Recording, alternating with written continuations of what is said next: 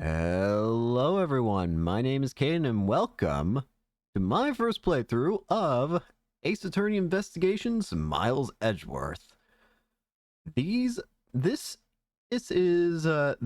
the second Miles Edgeworth game are one of the last 3 Ace Attorney games that I've never played, or haven't played period, I guess, because I've played pretty much every other game in the series, because there's only one other game that aside from the Miles Edgeworth soon, because I am planning on playing both this one and the next. But there's that Phoenix Wright plus Professor Layton one, which I'll see what I can do in regard to that one. But hey, yeah, I'm excited to see what this is all about, because now we get to play as Edgeworth.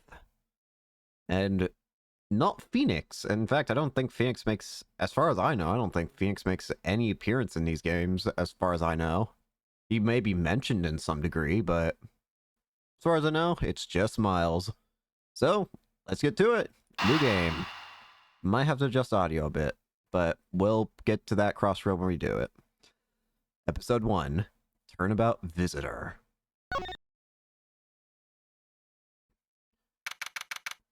Also, sorry about the layout, seems a bit weird. Just DS layouts are a bit weird, but I thought this one looked nice. Just make sure the defendant is found guilty. What other choice do I have? That's the job of a prosecutor, after all. That may be true, but why? Why go this far? Sorry, maybe I wasn't clear enough, but guilty verdict is all that matters to me. No matter what the cost. Oh dear. I'm gonna turn down the audio a little bit.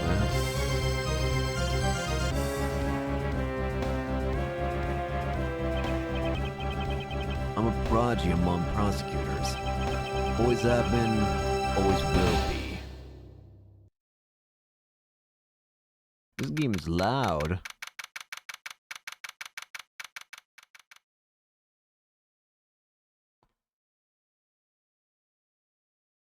Like loud. March 14th, 2:05 a.m. Prosecutor's Building, 12th floor hallway. Hello, it's me. Now I have a different voice because I'm now going to be the main protagonist, so I need to have a voice that'll actually be bearable to use for the entirety. It's hard to believe that I've been away from my office for a whole month. So I did a little teensy tiny bit of research in regards to when this game came out, and by teensy tiny I've essentially just based it off what I've heard from long ago. If what I've heard is correct, supposedly this game is loud is what it is. God, I don't know how loud this will sound in the recording, but my goodness. What was I gonna say? Sorry to believe that I've been away from my office almost. Oh yeah, I was talking about, I think this game takes place after the first trilogy, with After Trials and Tribulations or something like that. I don't know if I don't think it takes place after. I think it takes place after after Trials and Tribulations, but before Apollo. So I think that's where we're at in the timeline. I hope Detective Gumshoe has been keeping an eye on my office and keeping it clean. That's coming out of his salary if he hasn't. The door's unlocked. Detective Gumshoe? What's the smell? It's so familiar. Blood. Hello? Oh god, I see dead body. Oh, what's the meaning of this? What? Freeze. Oh, hello. Identify yourself. Shut up. You got some nerve committing murder in the prosecutor's office. Bro! My jacket! Is that a threat? Let me make one thing very clear. What? No one gets away with committing murder in my office.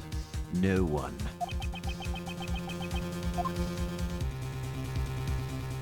Well, there he goes. My name is Miles Edgeworth, and I work as a prosecutor in my local district. Little did I know that upon my return home after a month abroad, I would be thrust into a multitude of cases in some very frantic and busy days. March 14th, 2:56 a.m., High Prosecutor's Offices, Room 202. I finished photographing the victim's body, sir. Very well. Please continue your investigation. Yes, sir. Well, this is a fine mess. Gumshoe! I knew that Gumshoe appeared in this game mostly because I'm pretty sure he appears in like the artwork for this game. But it's so nice to see you again, and Gummy. Mr. Edgeworth, sir. Are you okay, sir? Keep it down, detective. This is a crime scene. When I heard that a murder had taken place in your office, I ran up here straight away. This is Dick Gumshoe. He's a detective with the local precinct, and the one they assigned to handle this murder case for the time being. You're looking a little pale, sir. Are you hurt? No, I'm perfectly fine. However... Look what he did to your office! It's totally trashed! I'll say. The culprit sullied my floor with dirt rather well. No one gets away with tracking mud into my office. Whoa, sounds like you're really getting burned up over this whole thing. This crime was committed in my office, so it's my responsibility to solve it. That's just like you, Mr. Edgeworth. Okay, time to do some investigating. Agreed. Our first course of action is to gather relevant facts and leads. We must not overlook anything, no matter how small, if we are to find the truth. So I'll keep any leads or information we find etched in the forefront of my mind. Speaking of things that pique my curiosity, why of all places did the murder occur in my office? Oh, whoa. Crime scene, my office. Is it really coincidence that the murder took place in my office? So I know that there are some differences between how these games play and the main games. But I guess, is this one of them? Because this doesn't look like evidence to me. This just looks like a thought. Logic. Alright. I get the nagging feeling that this is something important to keep in mind. Yeah, I was wondering that myself, sir. I mean, you can't really say it's just a coincidence, can you? No, not really. Especially because of this. The key to your office? For security reasons, the office's doors has a lock built into it. Alright. What do you mean, sir? It means I want to look at my organizer, detective. Prosecutor. Ooh! This is actually like the... I don't think you actually ever get to see in the main game what the prosecutor's badge looks like. Prosecutor's badge. Type other. One of my possessions. Proof of my possession. However, I prefer to keep it in my pocket. Unlike Phoenix, I don't show it to everyone, except I will in this game, because I'm apparently possessed by Phoenix's spirits in this game, I guess. Ooh, wait, there's profiles. Mystery man. The victim in this case. Why was he killed in my office? Gotcha. And... Me, sir. Homicide detective at our local precinct, in charge of the initial investigation. Alright. Just had to make sure. If you think about it carefully and use logic, it should become clear to you. Logic? By finding the connection between two pieces of information. And connecting them, new information is born. That is the end result of using logic. So how do you use it? Detective, you don't have logic. You can't do that. First, I would call information through the logic button, and then connect them together. Now, to touch the logic button and recall the facts. Oh! So, okay. I see. So if two things can fit together in relevancy, then probably try and connect the dots. So, the crime scene is in my office, and the office key. Oh, I see. The crime scene I see that it's, above the crime scene part. We take damage if we do it wrong, I guess. But this is most guaranteed to be right, considering the tutorial. For security reasons, all prosecutors' doors are outfitted with locks.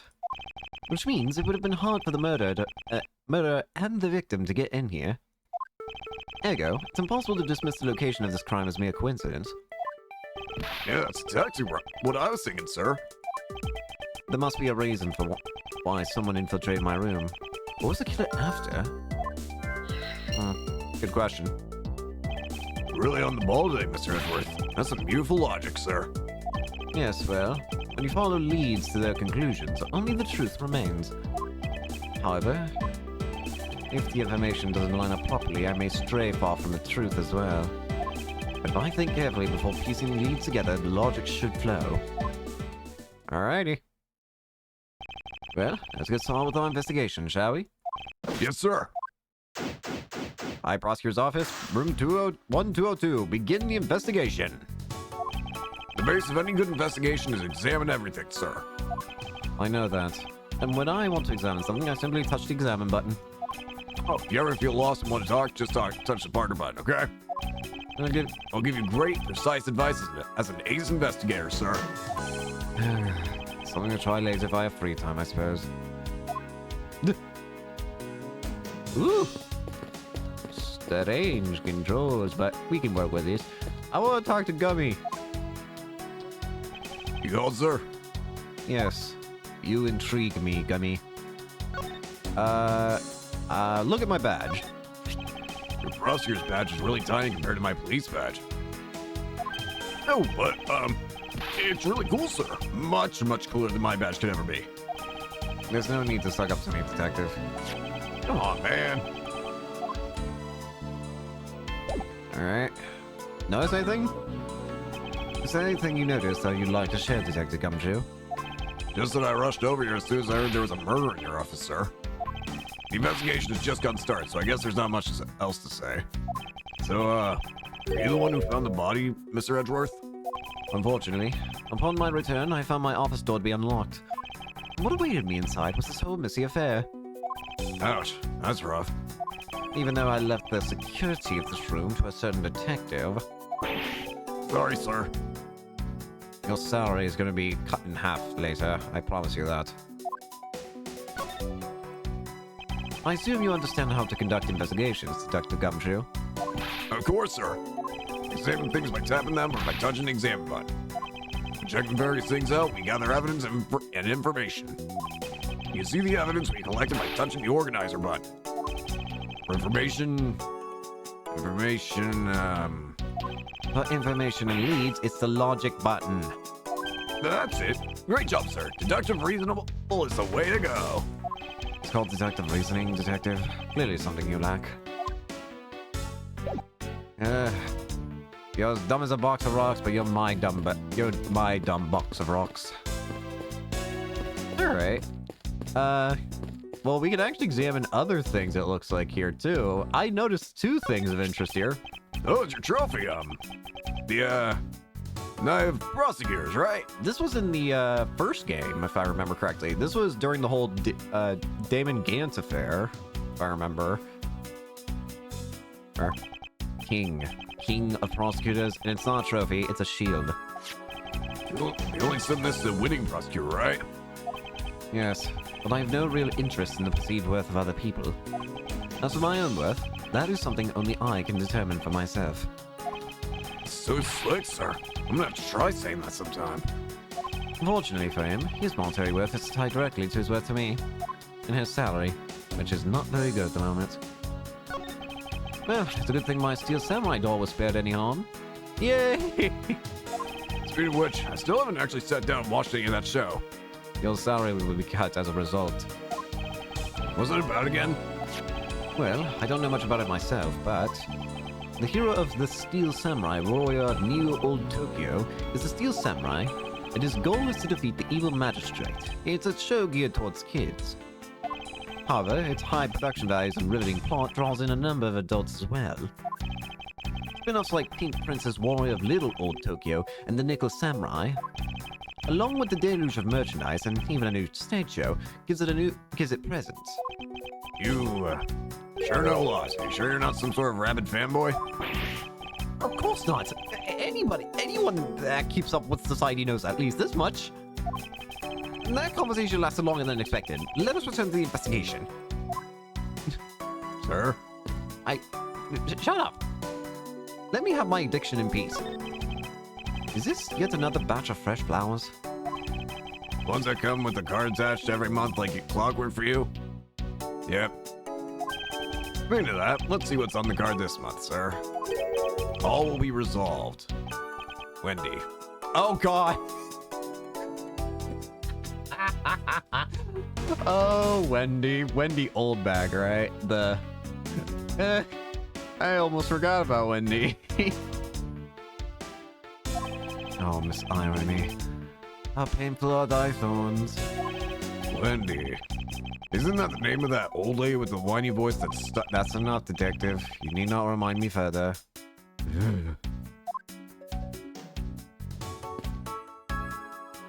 What about my... I can't examine my desk, it doesn't look like.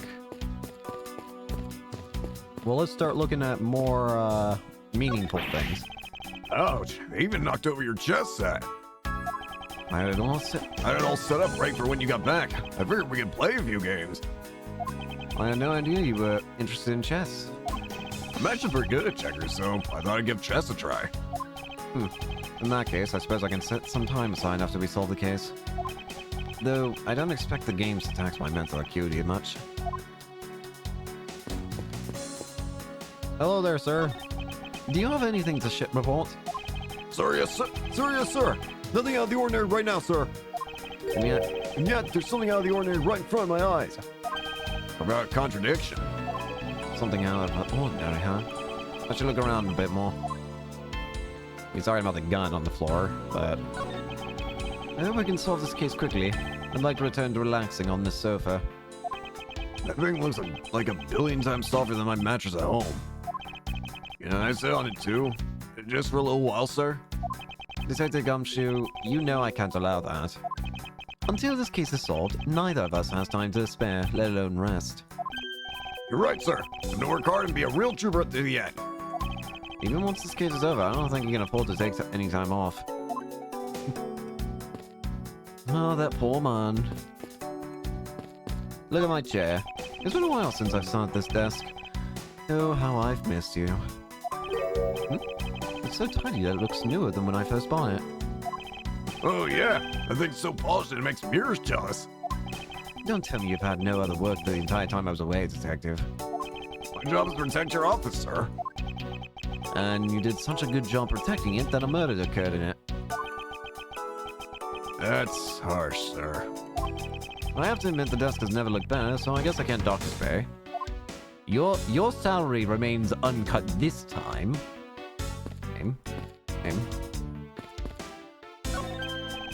Watch out for the teacup fragments there, sir. Biller's going to pay. This tea set. Guys, you're really mad over this. This tea set is very dear to my heart and can only be bought in England. It costs more than your whole month's paycheck. What? No, I feel like the killer's wasted one of my monthly paychecks. I know. It's ridiculous. Well, okay, thankfully we can still skip dialogue that we've already seen to a decent degree. I want to look at the body last, I think.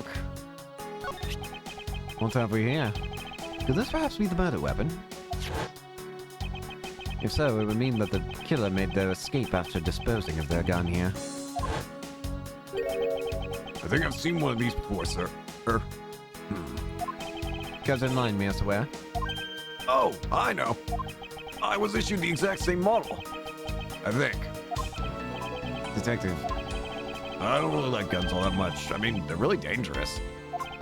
But now that I think about it, you do see the small around the precinct a lot, sir. I don't use mine much except in emergency, so that's why I didn't recognize it, sir. So it's the same type of revolver as the ones used by the precinct detectives. So I mean, we already saw what the intro cutscene looked like, and it seems like it's a prosecutor who did the killing. Some, like, prosecutor athlete-looking guy who said he was a prodigy among prosecutors and whatnot, and that he only cared about getting a guilty verdict. So, was he just trying to make things easier or something for himself or something? Do you say something different now that I've looked at the gun? Nope. I should have figured. How's it coming along? Please, I need absolute silence. Fingerprint lifting is a delicate art. Well, I never. How dare you disrespect me? Do you know who I am? We finished photographing the body, so it should be alright to examine this area. I won't rest until I've inspected every suspicious-looking nook and cranny. Ooh, ooh. Well, there's his wallet. What do we have here? Hey, I think I've seen one of these before. It's a police badge, detective. So the guy was a police detective, huh? Oh, hi. That's the exact same thing, actually. What a coinkydink. Let's take a look inside. Mr. Buddy Faith, detective. So our victim is a detective. It appeared that our victim was a detective just like you. According to his badge and ID, Buddy Faith was a precinct detective. Interesting. I seem to have gathered a few pieces of pertinent information. Now to calmly use some logic and figure out if any of them are connected to each other. Before we do that, though, there are a large quantity of books on the floor. The files are all over the floor, sir. They probably fell during the struggle between the victim and his killer. Yeah. Ugh, and I tried so hard to keep this place spotless while you were away. I mean, this just rendered all that time and effort I put in pointless. I don't recall ever asking you to clean my room. Well, I water the flowers every day, just like you requested, sir. I just added cleaning to the list as a weekend special. For about half a day, every Saturday, I'd come in and clean this place until it sparkled. Does he have a life? Damn, bro. He's got blood on his hands. Let's see here. There's blood all over his lower abdominal area. Looks like the bullet passed clean through his stomach area, sir. In other words, he was shot. Yep, and until the autopsy's done, I don't think we'll know much more than that. Please have the body sent to the morgue once they're done processing the crime scene. Alright. Are you going to be okay with keeping track of the evidence we find, sir? Of course. This is the safest way I know to keep track of it all. Alright, if you say so. I keep all the evidence I find either in or with my organizer. When I want to re-examine a piece, I have but to touch the organizer button. The organizer isn't only for evidence. I keep people's profiles on hand in it too. It's probably a good idea to make a habit of checking the facts often. Alrighty. Let's see here.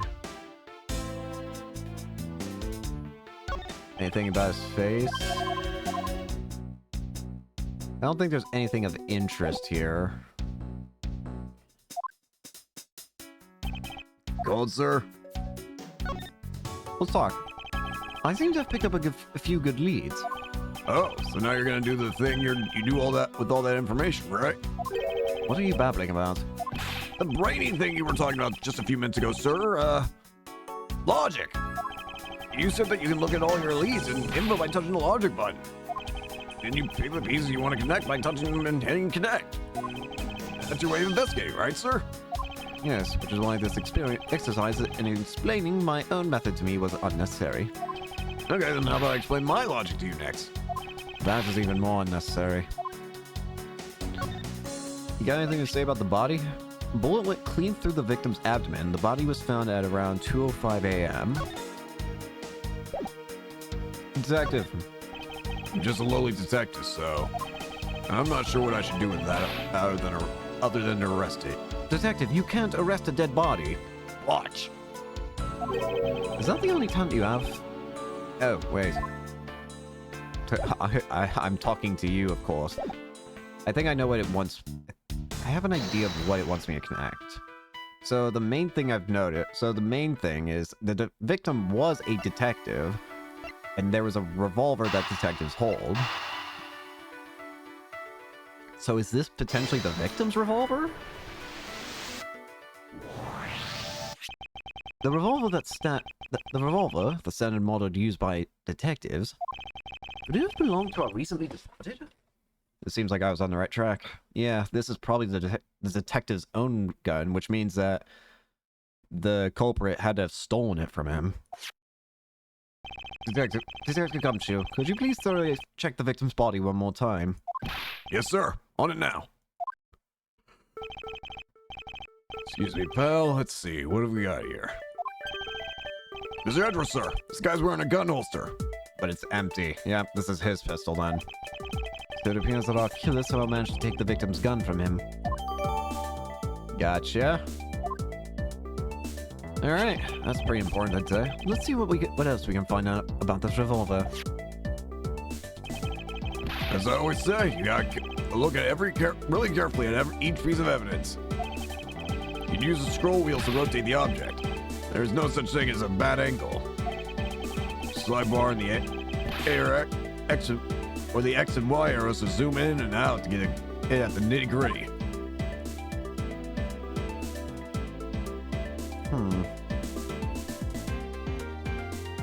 Why not we look at the bullets, I'd say. Aha! It looks like only one round was fired from this. Wow, so the killer killed the Vic with just one shot after wrestling the gun from him? Sounds like the guy knew how to handle a gun, huh, Mr. Edgeworth? We have no proof for now, but that is a distinct possibility. I guess this is about all we're going to find out. We should send the body to our... Jim! What? Wait, you're... Why? Why? How could this happen to a guy like you? Why are you in my office? Also, you're the killer I saw at the beginning of the thing. Are you alright? Don't touch me. Leave me alone. Just let me be. Sorry, but I can't do that. The investigation is still ongoing, so please refrain from touching the body. The body? The body? Don't talk about him like he's just some lump of flesh. Look at him. Jim looks like he's just turned in for the night.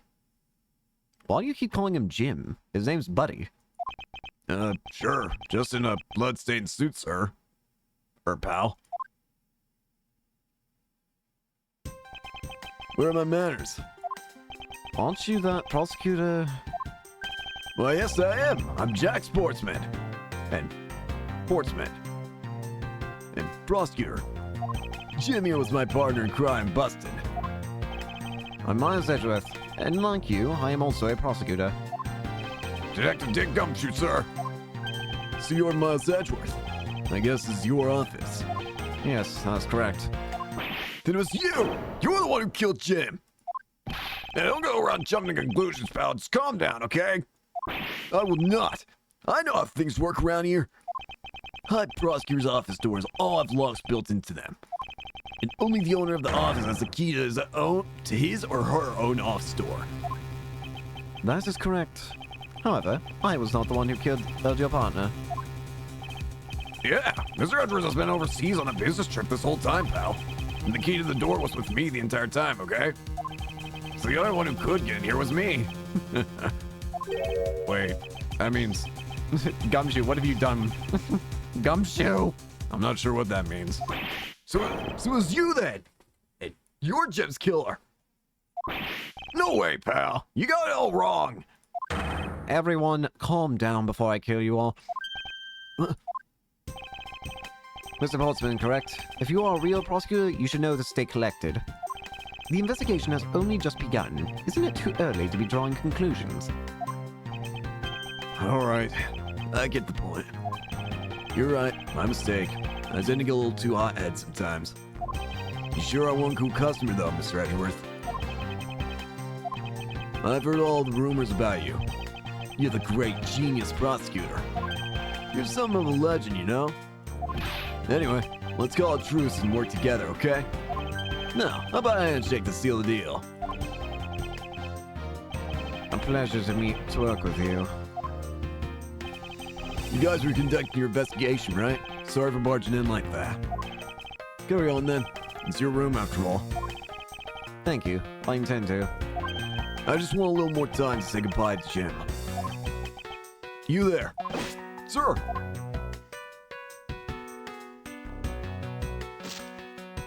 What? I want you to capture this scene on film for me.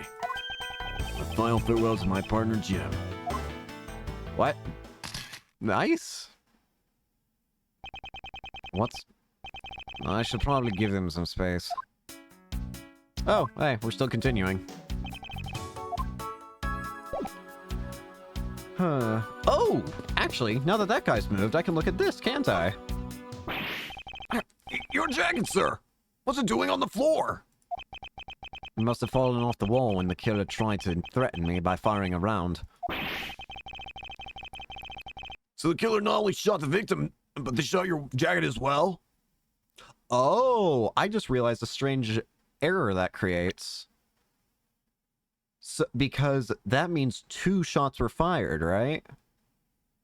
1 shot was used to kill the victim, obviously, but there was also another shot that was used to threaten me. So that means there should be 2 bullets that have been fired, but this gun only shot one bullet. So either there's a second gun involved in this case, or I don't know, maybe someone else was also involved aside from Portsman.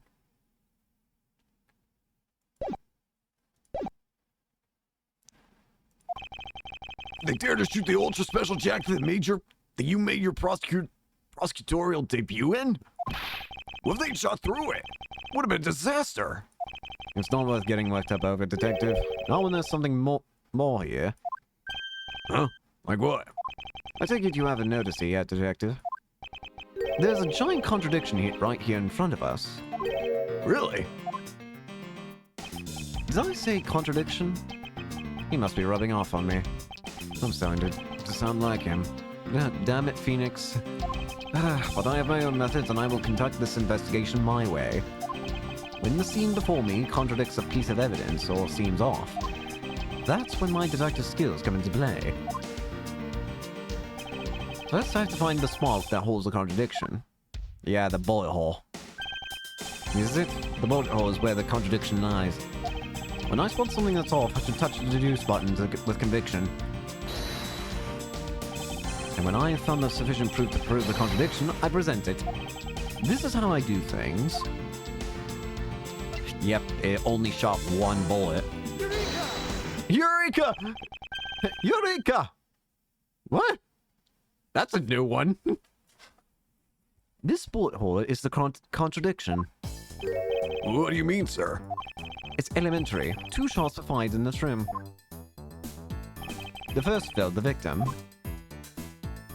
and the second felled the frame. That's right. However, this gun was only fired once. Hey, that's true too. Which means that one of these 2 bullets was fired from a different gun. Did the killer have another gun prepared for tonight? Another handgun. Other than the victim's gun that I found, could there be another gun in play here? Alright. But, by the way, I know something, sir. Yes? What's that thing sticking out from behind the frame? Oh, that. It's a secret safe. A secret safe? Ooh, I smell money. I'll spare us the trouble and just say it. Nothing like what you're imagining is inside. Now, if you could kindly move this frame out of the way. Roger that. Hey! It's... Talk about dusty. I suppose that's what happens when I'm not here to dust it once in a while. I didn't know there was a safe here, or I'd have kept it clean for you, sir. So, when did you put this thing in? It wasn't something I had installed personally. Every prosecutor's office has one. Really? I had no idea. Well, only prosecutors are supposed to have knowledge of their existence. So, what's inside, Mr. Edgeworth? Right now, nothing. We only use them to store especially important evidence when a trial is in session. That's it? Talk about squashing my hopes and dreams. Secret safe. I'm gonna turn down the audio just a smidge more, because it feels especially loud. It should be fine, actually. So we got a secret safe, got it.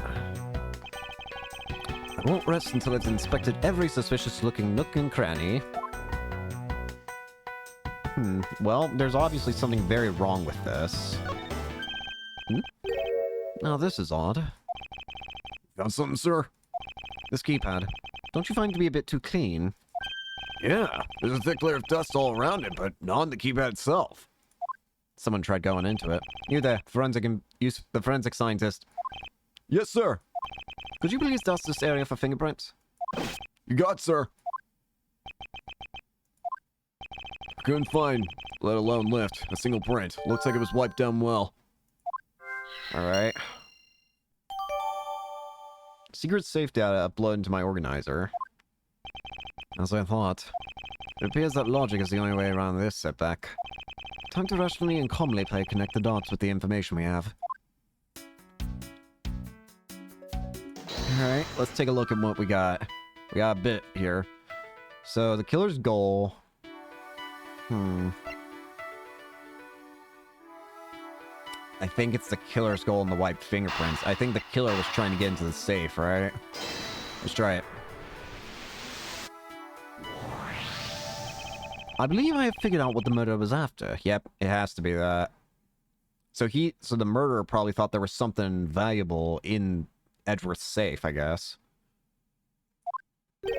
Well, what is it, sir? The fact that the safe was quite clean of fingerprints suggests that the criminal had at least attempted to open my safe, making the culprit's motive for breaking and entering theft, I believe. Yep. I wonder if knowing that motive behind this break-in was theft changes what the other piece of information can tell me about this crime. Ah, yeah. Motive. Right? So, wait. Actually. If I also...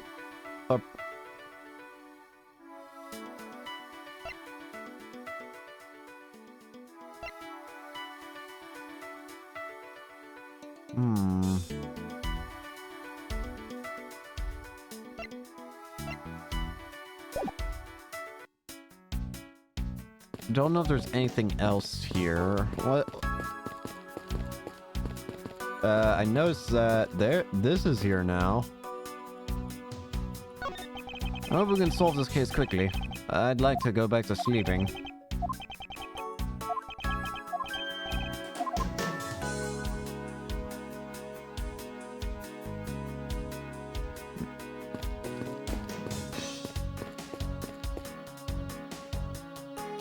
Tiatre, thank you for the follow. Hope you enjoy the streams.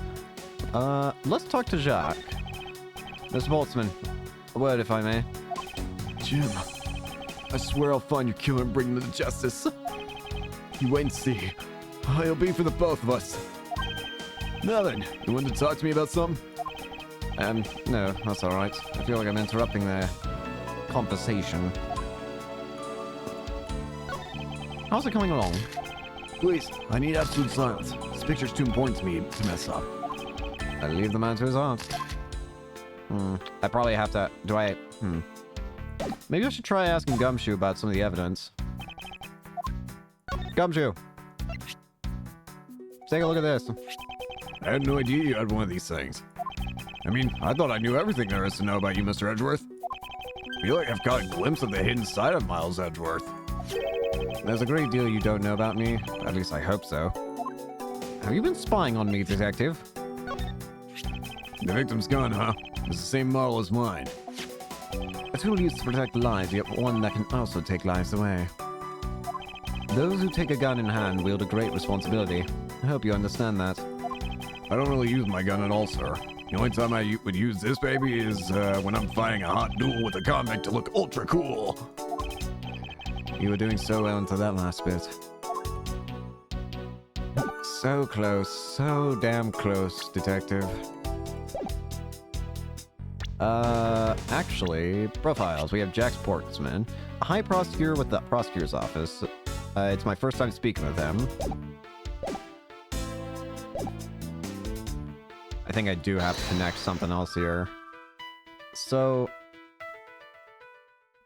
the only thing I can think of is maybe the reason that there was a struggle in the first place is maybe that was when the killer was trying to get the gun. Let's see. Oh! Oh! I can't see a clear connection between these two pieces of information. Ow! My head! Is that what they were struggling over then? Aha! They were struggling over... There's a possibility that the files displayed on the floor are not the result of a struggle between the victim and his killer. Oh, you mean like it could be from when the killer tried to find something, sir? Precisely. We need to figure out if any of the files have been stolen. Yes, sir. I'm gonna shelve files like you've never seen before, even at a library. Sure. Let's give that a try, I guess.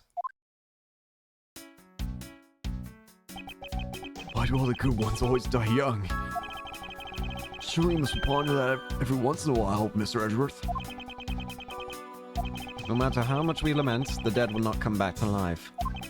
All we can do is search for the truth. You know I'm right. Good. Well, so what are we supposed to do? How do we go about finding the truth? You're a prosecutor, you should know this. First, we calmly restore the files to their rightful place. Got it. Here, let me help. So this file goes here, and that book goes... So this file goes here, and that book goes here. You should know a lot about the way things go by it being Mr. Edgeworth's office. Because I'm the one who keeps it tight, pal. Okay, done. I see. Here we go. It appears that the murder was definitely committed here. The bloodstains on the bookshelf are still fresh. I suspect that the victim was killed in a standing position, hence the prints on the shelf. And then the guy fell into the floor, right? Blood on the floor is kind of grossing me out. Detective, I don't have the time to deal with your weak stomach right now. You know I'm no good with blood, sir. You're a detective. You should see this kind of thing all the time. Isn't there something wrong with this picture?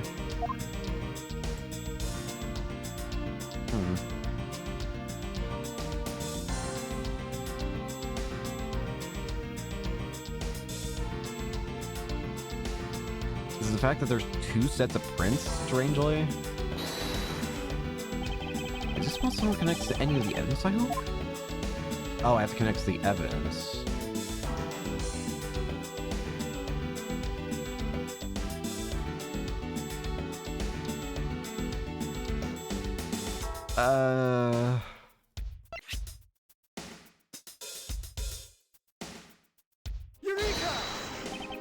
This is clearly where a contradiction lies.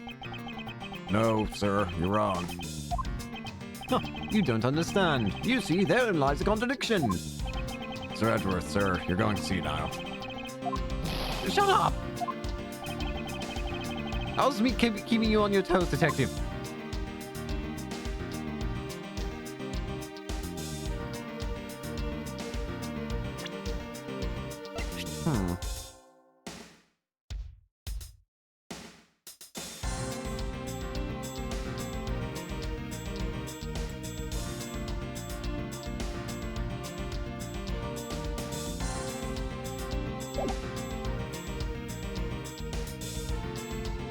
Wait.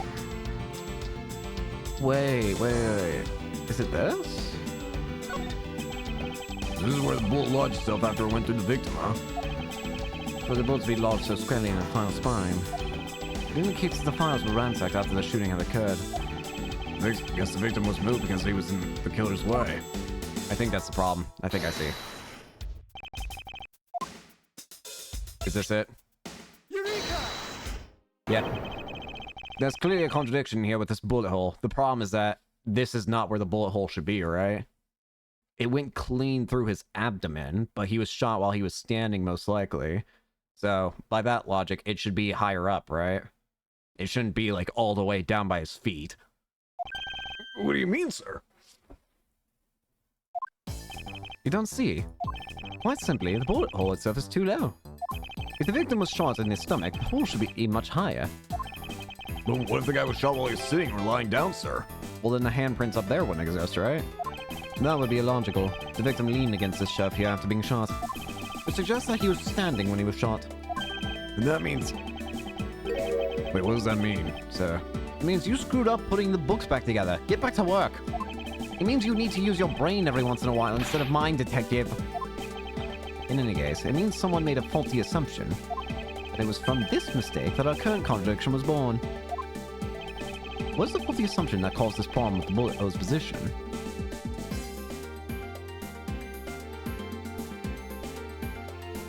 It's the order of the files, right? I believe the order of the files has been off. You know, put them back in the wrong order just now? Hey, actually, I think the labels on the files are wrong, sir. Oh? Yeah, you see here how the files that were shot begin with the number 0? What are those doing all the way down there? Or after 1, 2, and 3? That's really weird. Actually, the way they are organized now is the correct order. They are exactly as I see them in my mind's eye. But the numbers are all out of order. Those white binders are special, so they can be so they are arranged a little differently. But from this, we know that the files were not in this order when the crime occurred. Ah, so that's it. I believe the killer made the same incorrect assumption as you just did, detective. Let's rearrange the files in numerical order and see what we find out. You think it'd be okay to prop the body back up to how it was before it was moved? They finished processing the crime scene, so I don't see why it wouldn't be. If you would please, Detective Gumshoe. There we go, that's much better. As I suspected, the bullet hole is now where it should logically be. The killer went through my files first before shooting Mr. Faith. Then put the files back in numerical order, I guess. Exactly, and then proceed to shoot the victim. Why would someone kill a man, then look through your files one more time? Okay. Saw 3 or 5. Thank you for the follow. Hope you enjoy streams. Hello. Oh. Puzzling indeed. The files were thrown into disarray twice, once before and once after the crime. But why? The culprit rearranged the files twice, once before and once after. Huh. Actually, can I actually answer that now? Now that the crime scene is as it was at the time of the murder, I'm going to give it another look. Actually, hang on. I showed an episode of 4. That's cool.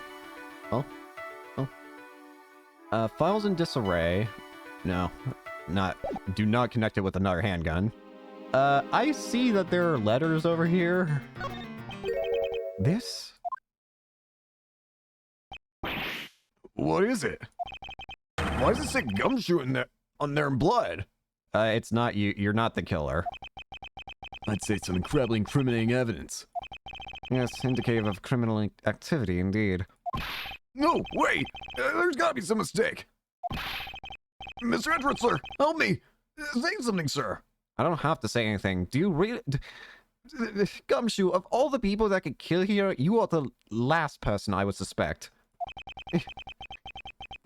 The only way that would be possible is if we had another Dual Destinies Phantom scenario happen.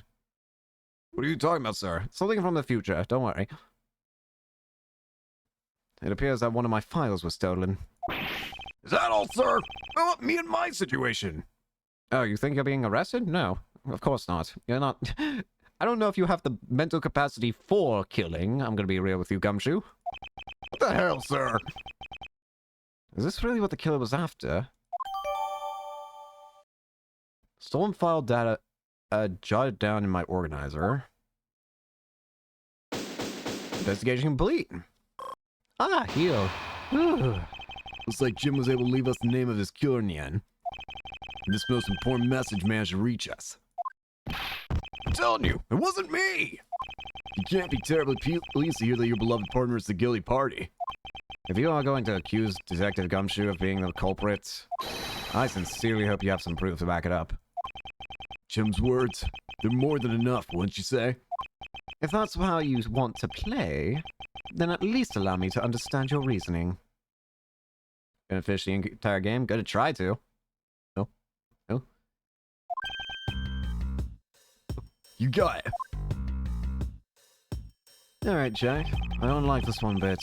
There's something strange about this man's attitude. And there must be some sort of flaw to his logic waiting for me to dig out. If you mean if I'm finishing the entire game in one sitting, no. I mean, that'd be a bigger undertaking, but I will be, over a course of streams, I will be, beating the game. Hopefully. Mr. Edgeworth, what are you gonna do? What I always do in court. I'm going to cross-examine him. One way or another, I'll expose the flaw in his logic with this technique. Oh, how do you do that? Can you explain to me, sir? Considering it's a different game style, why not? Ask. Alright, first I listen to the witness's testimony. If I find a flaw in the testimony, something that contradicts the evidence, I open the organizer and present the piece of contradictory evidence. To present something, I simply touch the present button. That's old news. It's not like there's gonna be a flaw in their testimony every time, right? Correct, and at those times I need to press the witness by touching the press button. Sometimes by pressing, I can draw out new information or new or modified testimony. I think I get it, sir. I'll be sure to try this technique out during investigations, too. Very well. I'll even show you how it's done. Now watch carefully. Let's go. Mr. Portsman's logic, alright? Detective Gumshoe, you stole Jim's gun from him and shot him dead. Further, you messed up the files to make it look like you had committed theft instead. That's when you moved Jim's body that was sitting in front of the bookshelf. Thanks to that, you didn't notice the bloody letters his body was hiding. And it will be by his final words that you will be brought to justice. You intend to argue that the victim's dying message points to his killer? I can hear Jim's voice and he's calling for his killer's arrest. Why do you keep calling him Jim? His name's Buddy. Are you sure you're not mishearing his words, Mr. Portsman? There's no way Detective Gumshoe is the culprit here. I know that man. The only way he would kill someone is if his paycheck went to zero, somehow.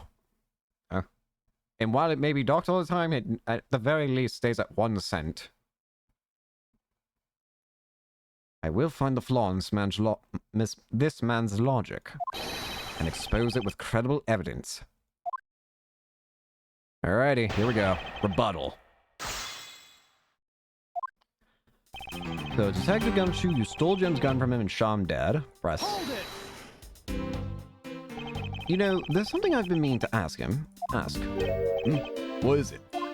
Why do you call the victim Jim? Thank you! His name's Buddy, when clearly his name is Buddy Faith. Isn't it obvious? Jim is the perfect name for my companion. Jock and Jim. Don't those two names go together like peanut butter and jam? I mean, sure, but that's also not his name. But Jim isn't even close to the guy's real name. Well, Jock and Buddy just sounds off somehow. Besides, he was the third of a bunch of guys that decided to nickname Jim. Did you care about this guy at all, or did you just want a partner to call Jim? Because I'm starting to get the impression it's the latter. Well, actually, considering the fact you killed the guy, I actually already know the answer, so never mind. We saw the intro cutscene. We know you're the killer. He talks about the victim like he was his pet. Further, you messed up the files to make it look like you had committed theft instead. Hold it. Do you really think it was necessary to dishevel my shelves twice to do that? That's true. Okay, then maybe his real intent was theft. Hey, are you accusing me of stealing something from Mr. Edgeworth? It's a possibility. Maybe your salary's been cut so much that your life's getting a little too rough to handle. All right, maybe there's a kernel of truth to that one. I'll have you know that I eat 3 square meals every day, pal. Okay, so all 3 of them happen to be instant noodles, but... Poor thing. What an evil prosecutor you were paired up with. And what a motive, no? That's when you moved Jim's body that was sitting in front of the bookshelf. Wait, that doesn't sound right?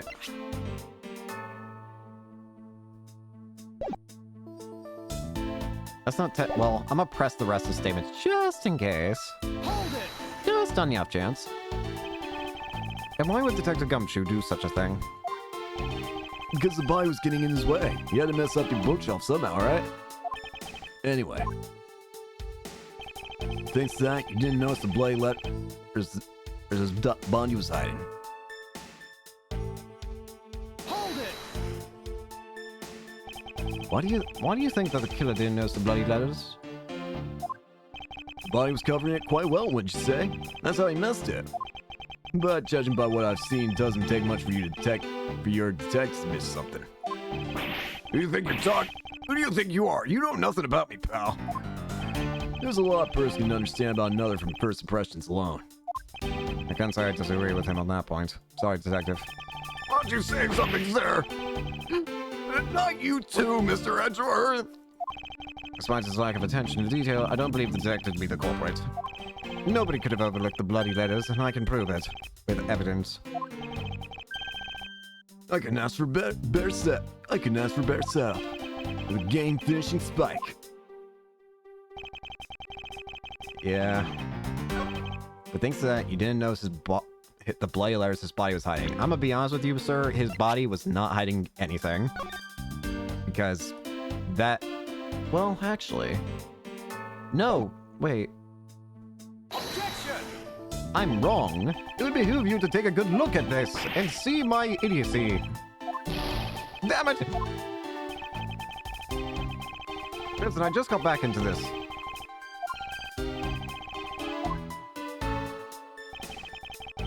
You didn't notice the bloody letters his body was hiding.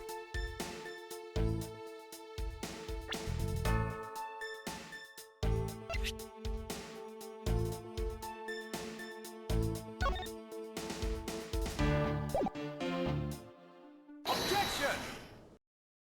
I don't know about you, but that wasn't hidden very well. Perhaps you're not aware, Mr. Wardsman, but there's a serious flaw in your logic. Bringing a bit of the courtroom into this, I see. No problem. I'm game. I can't help but find it odd. Excuse me? Odd that a fellow prosecutor would be brought down by the power of his own office. What are you talking about? Oh, you're joking. I get it. If you have the time to laugh, then you have the time to take another closer look at this. You still not see? If not, may I direct your attention to the missing file? What? That's impossible. What's impossible, Mr. Portsman? Nothing. The files on that shelf are all about a certain case. When the killer went to take the file after murdering your partner, I highly doubt they could have missed the bloody letters written on the spines. Oh, yeah, of course. Their goal was to steal that... Oh, you have your own objection. I guess that makes sense. You're a prosecutor. But yeah, going back to what I was saying. Of course the killer wouldn't miss something that they literally took a piece out of. If Gumshoe was really the killer, then they would have obviously saw that, you know, they just took a piece of something that said their name. And I doubt anybody, even Gumshoe, even he would notice. It's possible that they could have taken the file before committing the murder. Genius, there wouldn't be blood there. Well, wouldn't there? I think it's pretty obvious that the file was stolen and after it was written on. The missing letters in the detective's name where the file should be as proof. Yeah, I mean, the S is gone and there's only half an H. If Detective Gumshoe really was the culprit of this case, I highly doubt that even he could overlook his own name being written in blood on the files. Especially as a detective who can't stand the sight of blood. What? Your spine okay, Boyle? Which means, what exactly? What exactly does that make? What does that make this dying message? But it doesn't make it well, first of all, detective, it means that you're not the culprit, but that was more than obvious to anyone with 2 pairs of eyes. Did I say 2 pairs? 1 pair. But then again, I don't know. Maybe you have... On second thoughts, let's get away from this conversation. It makes it the work of a criminal intent with tampering with the crime scene. So low. I can't believe the criminal tried to pin this whole thing on me, sir. I'm gonna get him, sir. You'll see. I'm gonna have them under arrest in no time. Well, Mr. Holtzman. Brilliant! Absolutely splendid. Logic deserving of Olympic gold. I appreciate the praise, but it doesn't change the fact that your reasoning is flawed. Meh, you win some, you lose some. That's how life goes. Not everyone's so cheery, even though I feel more dead than alive. I feel dead inside. But you know, it really is a shame. I really didn't want to have to bring this up, however. Huh? What is it this time? Are you still after me, pal? Humor me for a second. Who has the key to this office? That would be me. But Mr. Edgeworth just proved that I'm innocent, pal. What the? Huh? Huh? That's absolutely right, and I acknowledge your innocence. Then why do I sense that you still have something to say? Could you stop flapping? Well, I was thinking, did you know that there's one other person with the key to this office? Another person? Really? Who? Hey, you there.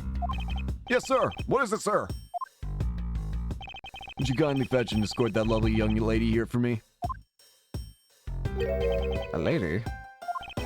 The girl's a member of this building's security. Think of her as a material witness. Security? Security? Did you say security? No, stop it, pal. Don't. What, is it your lover, Gumshoe? What's wrong with him all of a sudden? Hi? I believe she needs no introduction. I have called upon Miss Maggie Bird at... Oh! Miss Bird! You! It's been a long time! I remember you. I'm pretty sure you were first introduced in the second game, during the first case, I'm pretty sure. And then I'm pretty sure we saw a bit more of you even in Trials and Tribulations, I think. During the whole, whatchamacallit, during the cafe area with the Mafia and Tiger. It's been a long time since I've seen you. Detective Gumshoe, sir. Maggie. You think it's Maggie now, don't you? Miss Bird's the security guard on watch tonight. I see. And your point is?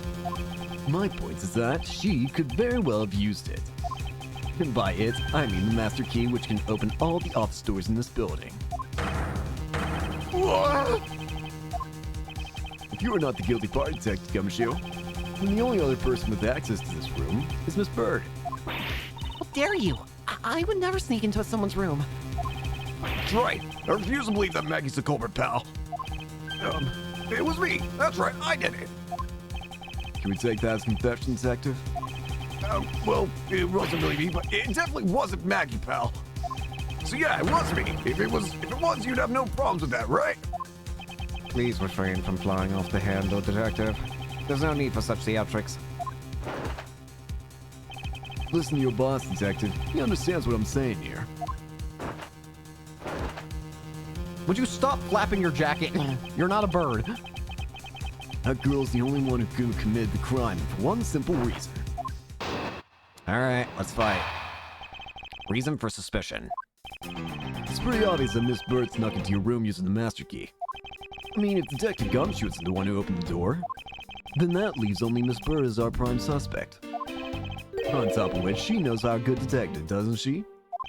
Making it all that more probable that she was the one who faked the dying message.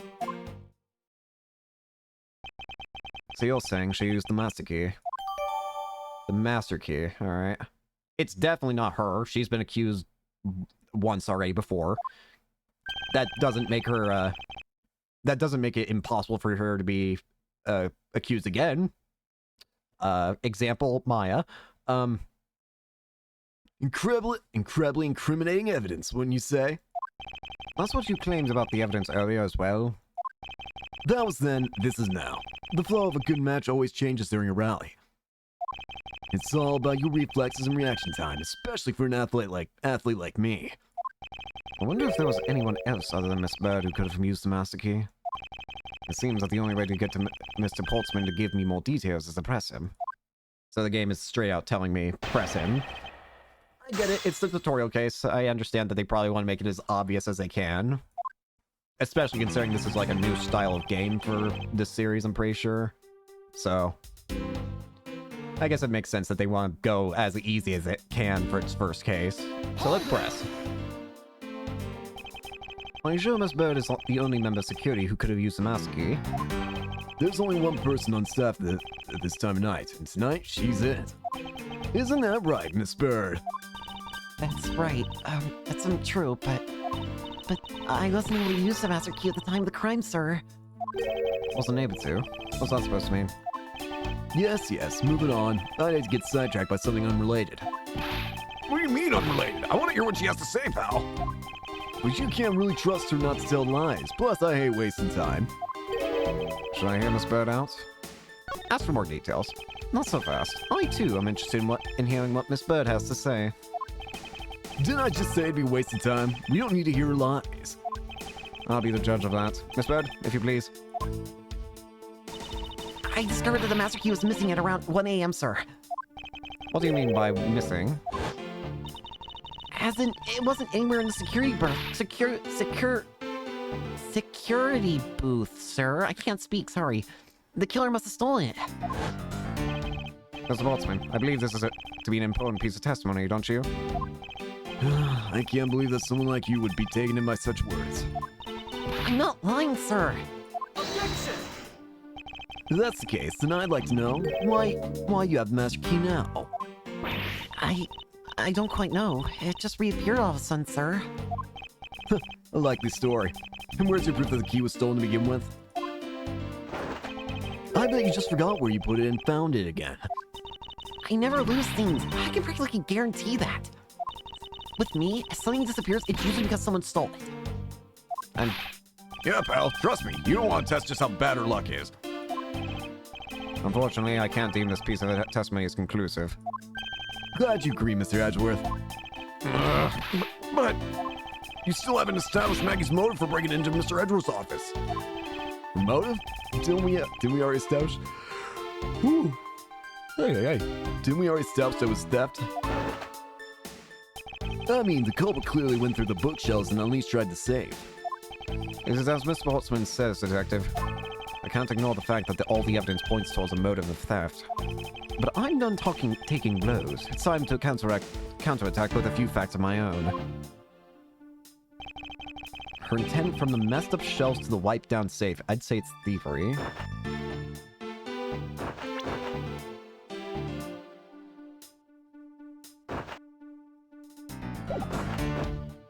Let's press the rest just in case.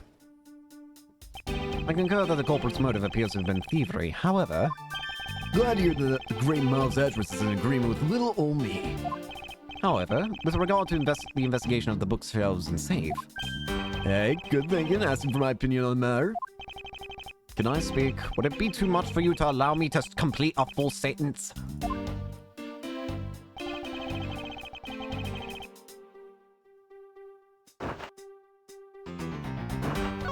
I think it's actually telling me that this is the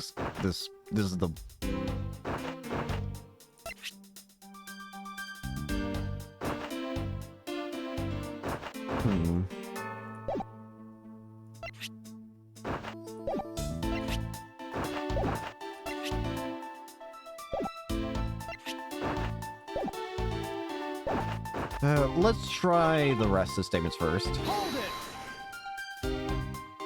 I thought we had established Detective Gumshoe's innocence pretty thoroughly.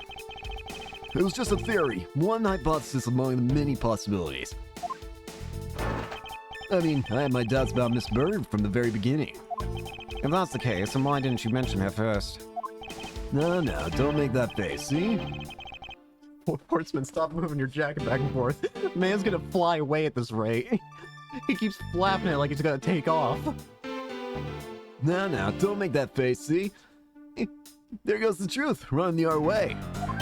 Let's pick up the pace and see if we can't catch up to it. I don't think you're catching my drift. But we are in agreement that the detective isn't the killer, right? If so, then I hope you'll understand what I say. That since she is the only one who could have opened your office door,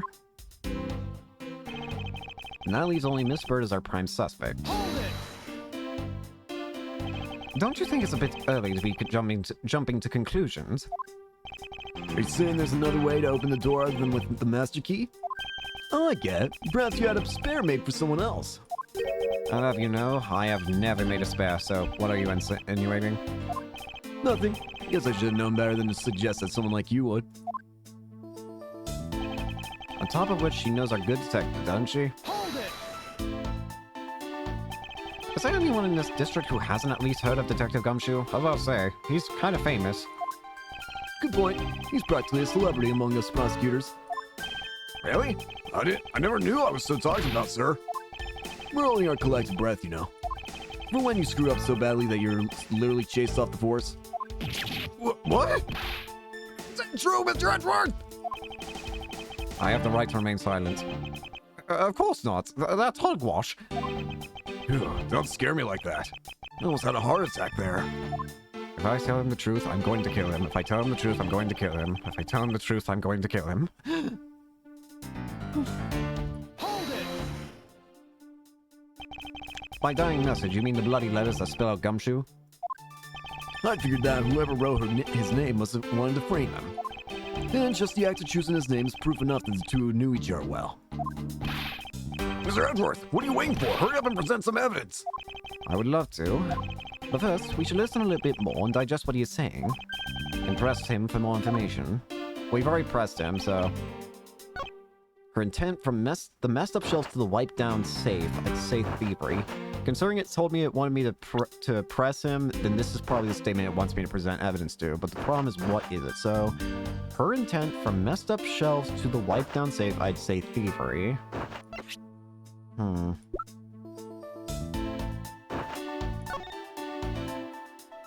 Is it the safe? Objection! The safe's not open though, right? And there's nothing inside. Do you wish to continue insisting that Miss Bird was set on stealing something? Why not? It's the truth, after all. It was also by your logic that we came to the whole thievery conclusion anyway. That may be, but you must also be aware of the fact that the safe is a secret safe. The existence of which is only privy to prosecutors. I find it a little hard to believe that the hidden safe was a part of her cunning plan. But she could have found it by accident while she was turning everything else upside down. That's not possible because it was him by the... Yeah, it was him by the jacket on the wall. And the only time that it became visible was when the culprit shot it down. I entirely doubt that. I'd say the culprit knew exactly what they were looking for. After all, only the bookshelf and the safe are targeted. Biting your metal there, huh? Yeah, even I didn't know about that safe, pal.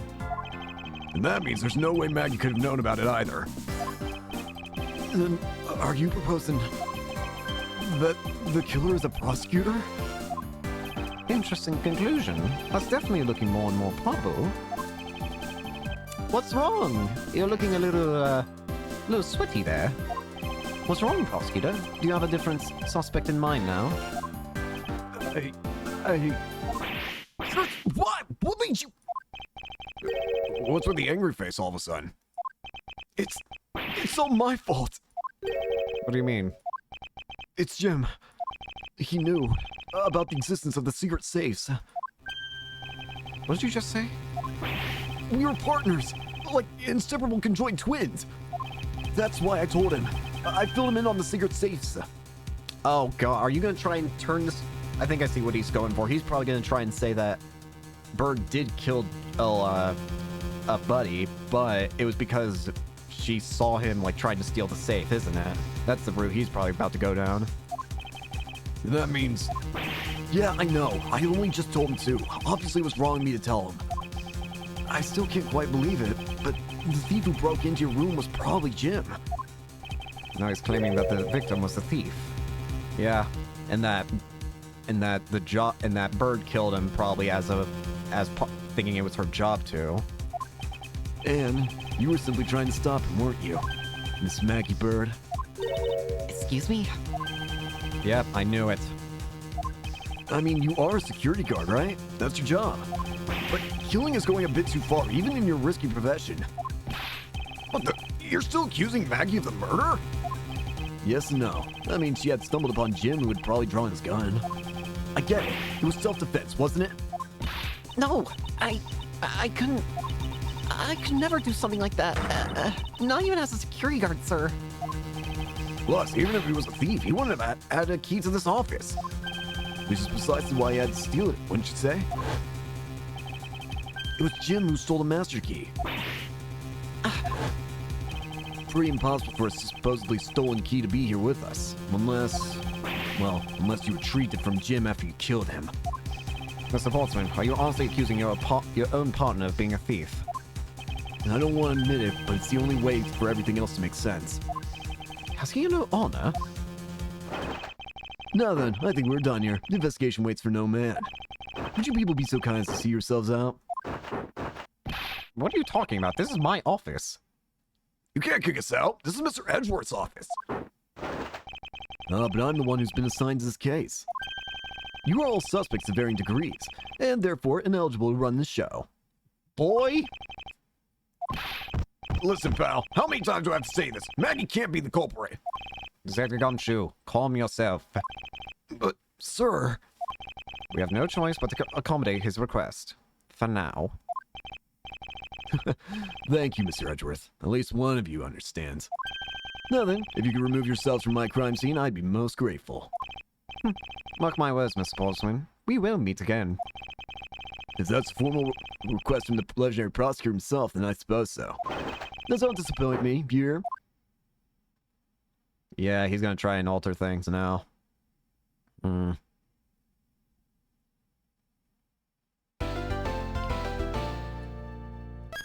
Save.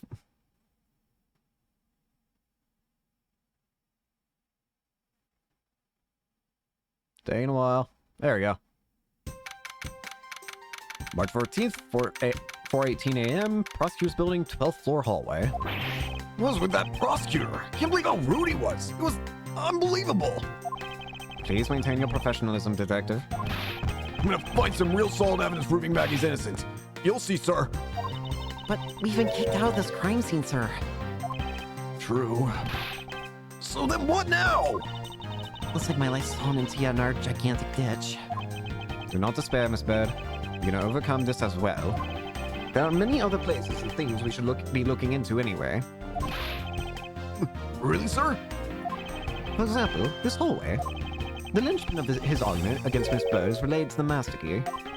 In that case, this hallway is the perfect place to look for more information regarding the mystery surrounding my door. Prosecutor's Building, 12th floor hallway. Look around. Oh my... Oh my... You're kidding me, right? Even when it's not a main series game, you still manage to appear in the first case every time, don't you? Why are you here?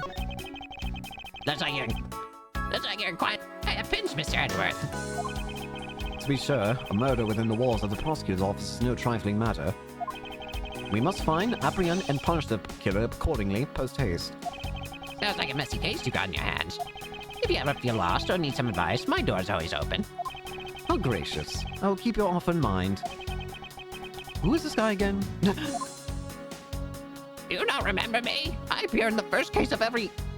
Oh, wait, actually, you wouldn't know me, would you? Damn it. Let's talk to Gumshoe first, actually. Yes, sir. Anything of interest?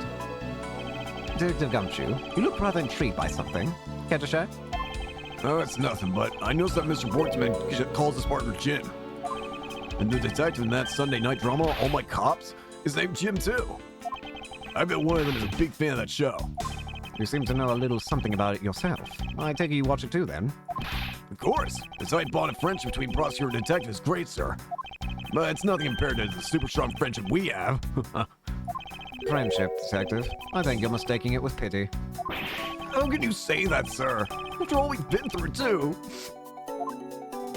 You know I love screwing with you, damn it. You shouldn't be surprised by this anymore.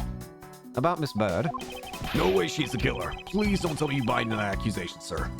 Rest assured I think she's innocent. However, I need to ask her a few things regarding her security guard position. Well, if you're only asking, that's okay. Just stand next to her and touch the talk button. Then you two can talk about whatever topic you pick. When you want to ask her about evidence, all you have to do is present it. After you choose what to show her, just present again and off you two go. I recommend showing different people different things. You'd be surprised by what they say. Thank you for the explanation, though I don't recall asking for one. Oh, just so you know, sir, you can show me evidence in the same way too. I do believe it's time to get down to business and ask some questions of Miss Bird. Ignore it again. Well, let's take a look. Let's present some stuff, shall we? Look at this key. I'm just a lowly detective, so I don't know anything. What about your name? I'm just a lowly detective, so stop asking me things. I already have this dialogue. Alright, in that case, there's probably literally nothing here. So I've ignored this the entire time, but it has been the forefront of my mind. Why is there a basketball hoop in here? Like, for the... This thing sticks out very, very, very well. What's the basketball hoop doing here? This is a law building, not a sports court.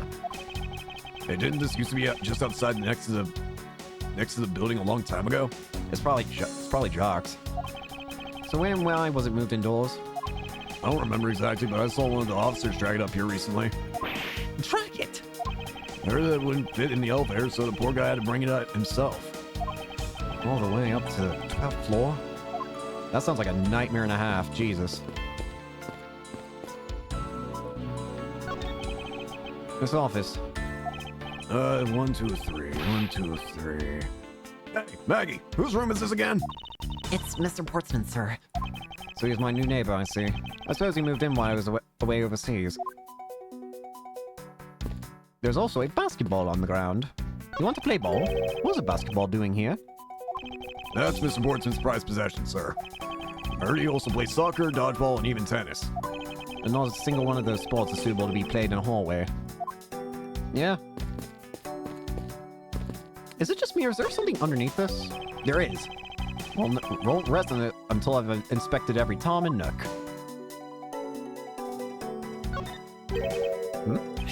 It's...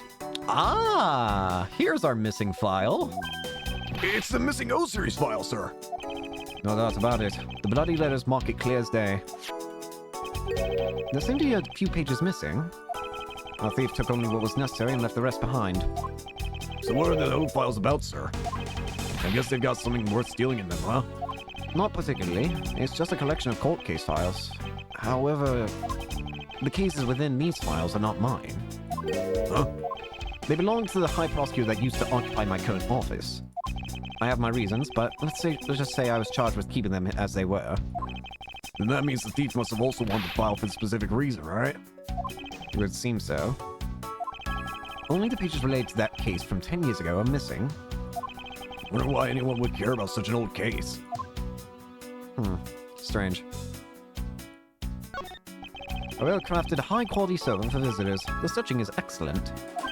Talk about a luxury waiting area. These babies are also great for napping, you know? You would sleep even out here, Detective, in a hallway. Whenever I do, I always wind up dreaming about giving testimony up at the stand. But it always ends with the same way. Me getting trounced by a lawyer. Isn't that awful? Especially one with spiky hair. Maybe I should give it a try sometime. To envision myself winning, naturally. Ah, sweet dreams. Doesn't seem like there's anything else here. Can't go anywhere else that way. What about you, sir? Is everything alright? Yes, sir. You must know I weighed myself this morning and I'm finally at 154 pounds. Congratulations, but I was asking about this hallway in this room. Oh, everything's okay, sir. A word of advice, stay focused or you may start to lose even more weight. How, sir? I don't know, just be careful. I'm saying this for your own good. I can't examine the store over here. I won't rest until I've inspected every suspicious looking thing. Well, what's the, 1202. These 4 numbers on the number plate alone proclaim this to be my office. Whoops. Hey, these number plates slide right out, sir. You have to be able to take the plate off when a room becomes vacant, you know? Although, the idea that it can be so easily removed is kind of... Yeah! It's kind of strange, isn't it?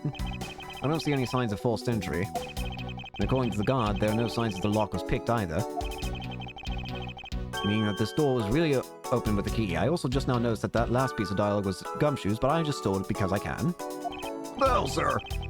Did you happen to ask if any prints were lifted from the doorknob? Earthly, the doorknob's as clean as a whistle. What do they think? Did Portsman have gloves? I think he did, but I also don't think that can be used as well enough as evidence. Whoever the thief is, they did a good job of not leaving any clues behind. I don't see anything else of intrigue here. Maybe this thing? A minimalist, yet classy door made of top-quality wood. It's sturdily made, making it near impossible to break in by force. It's almost majestic, sir. Wish I could be as stately as this door. Only Gumshoe would praise a door as something greater than himself. Being a detective has its own rewards and a certain virtuous value, I think. If you live up to your full potential, that's a poignant trait that anyone could admire. I see. So you're saying, sir, that me being me is the best thing I can do for everyone? Sure. Right. That long pause wasn't exactly reassuring, sir. Listen, I'm not used to giving compliments or encouraging people. You should know this, damn it. I'm not the best at this. Did I check the store already? I did. Whoops. Alright, now I think it's time to actually talk to Miss Bird. Hey, Maggie. It's been a long time. I was wondering if I may speak with you for a bit concerning this case. I've always been a big fan of the courtroom, but this is like a dream. A dream where I'm being cross-examined by the Miles Edgeworth. I can't let this chance pass me by. I must remember to ask her about the master key. I should jog her memory by showing my notes to her through the present button. Let's just start by presenting everything. That's a prosecutor's badge, isn't it? It proves that you're really a prosecutor.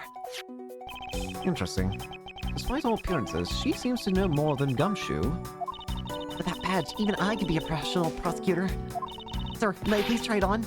Just for a little bit? I don't think that would be a very good idea, do you? I guess not. On second thoughts, they're actually on the same level. I'm just a little security guard, so I'm not sure what I should do with that other than to guard it. Isn't that literally the exact same thing that Gumshoe says, except with guard instead of security guard instead of detective, and guard it instead of arrest it? It's like talking to another Gumshoe. It is! It's the exact same thing, damn it!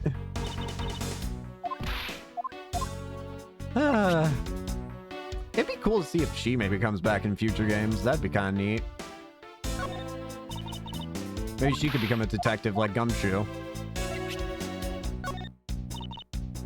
Well, if you're gonna say anything, it's most likely gonna be about the key itself. So when did you discover the master key was missing? By the time I realized it, I think it was around 1 a.m., sir. Memory serves, the kill was around 2:05. The body was found at 2:05. That doesn't exactly mean the body was killed at around 2:05. It just means that it was discovered. And I noticed it was back at around 2:30 a.m. It was just sitting there on the ledge where the security room's reception window is. But I'm sure that between those two times it was not just gone, but stolen, sir. The master key was stolen. This key went missing from approximately 1 a.m. to 2:30 a.m. Why is such an important key stored in such an insecure place? Ah, it's not like that, sir. We always keep the key further inside the room, away from the window. Always, you say? Except for this time, correct? Well, I admit that I was a bit careless, but I had my reasons. I left it out because I was sort of using it at the time. Really? It was after I had used it that I left it sitting out on the ledge. To use the master key? Why? Why would you use that? Let's talk about the other things first. Have you ever met the victim before? Well, I've seen him a couple times before when I had to go to Mr. Portsman's office. Mr. Face was always playing basketball with Mr. Portsman, sir. Sounds like fun. Just once I'd have loved to play with them. It sounds fun, but the only person ever taking a shot was Mr. Portsman. All Mr. Faith ever did was pass him the ball, sir. I'm saying, but I don't think I'd have fit in at all with Will at all. What about Maggie Bird yourself?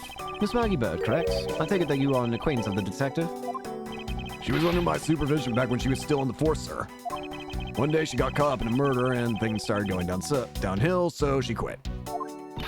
But I owe a lot to Detective Gumshoe for introducing me to my current employer. Or so I thought until a few hours ago. Right before I was about to clock out for the night. You got caught up in this whirlwind of a case, correct? Don't worry, my whole life has been nothing but a whirlwind of bad luck and failures. Since I was 6 months old, I fell from the 9th floor of my apartment building. I've been hit by all sorts of vehicles, gotten sick from all sorts of foods. Failed at almost every test I've taken, experienced almost every kind of disaster.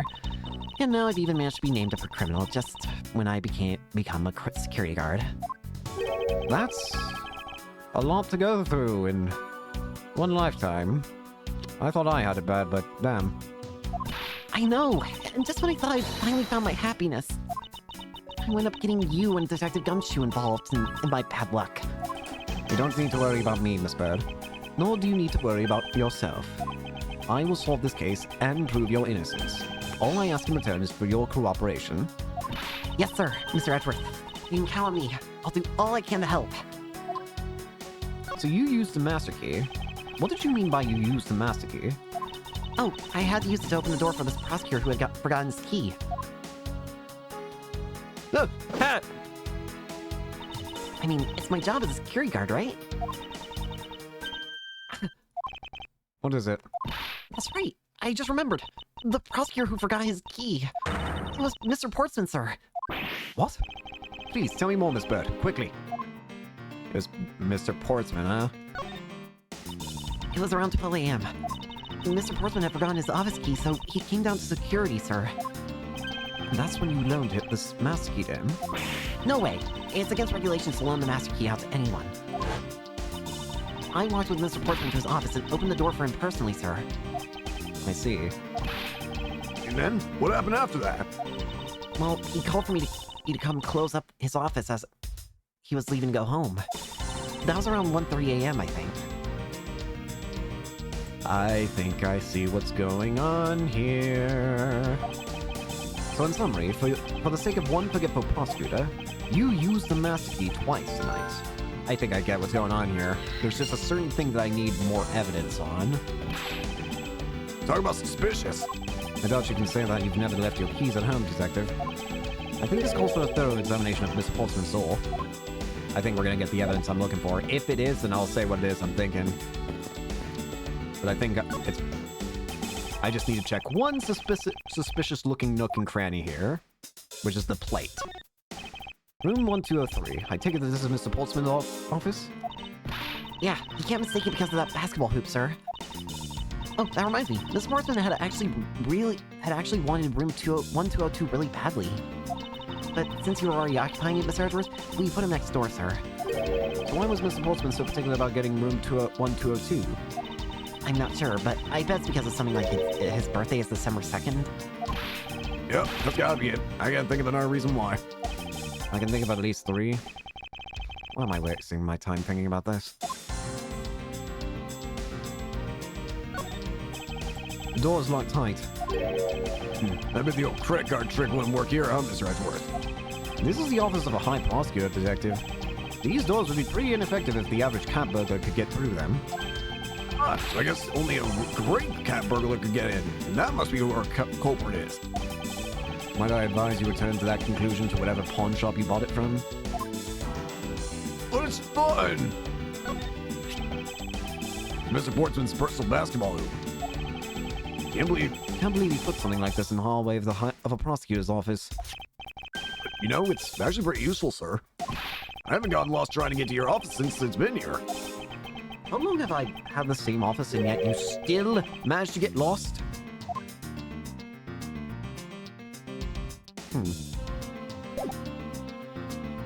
Maybe the basketball hoop itself?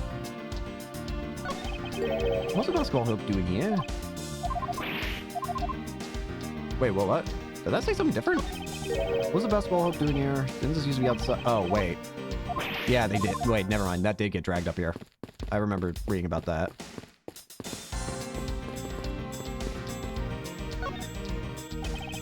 I only checked this area, but never got to take another look. Does it? Is there any logic I can put together right now? Files in disarray. Master key was stolen, used. The master key went missing from approximately 1 a.m. to until 2:30, and the key was used to unlock Mr. Sportsman's door between 12 and 1:30 a.m. Let's try connecting them. I think those have something that can connect. Let's try it. Connect! Yep, there we go. Miss Bird, I'm afraid there's a flaw in your story. What? No way, pal. I mean, sir. You said that you locked Mr. Portsman's office at around 1:30 a.m., correct? However, the master key had already been stolen at that time. Wow. Nothing gets by you, Mr. Edgeworth. You saw that contradiction like a pro. I totally forgot all about that, but thanks to you, I remember it now. You're right. It was around on that very time that I realized the master key was missing. And? Well, I'm a security guard, sir. I couldn't just admit to losing the master key, could I? So, I pretended to lock up his room, sir. You pretended? Yeah, I used my house key and made it look like I was locking up, sir. So in actuality, you never did relock the door then? Well, I thought that maybe I could go lock it after I found the key. Come to think of it, I guess the door still hasn't been locked properly. Interesting. The door hasn't been properly locked then. Can I take a look at that? Wait, didn't we just examine that this was... Wait, deduce.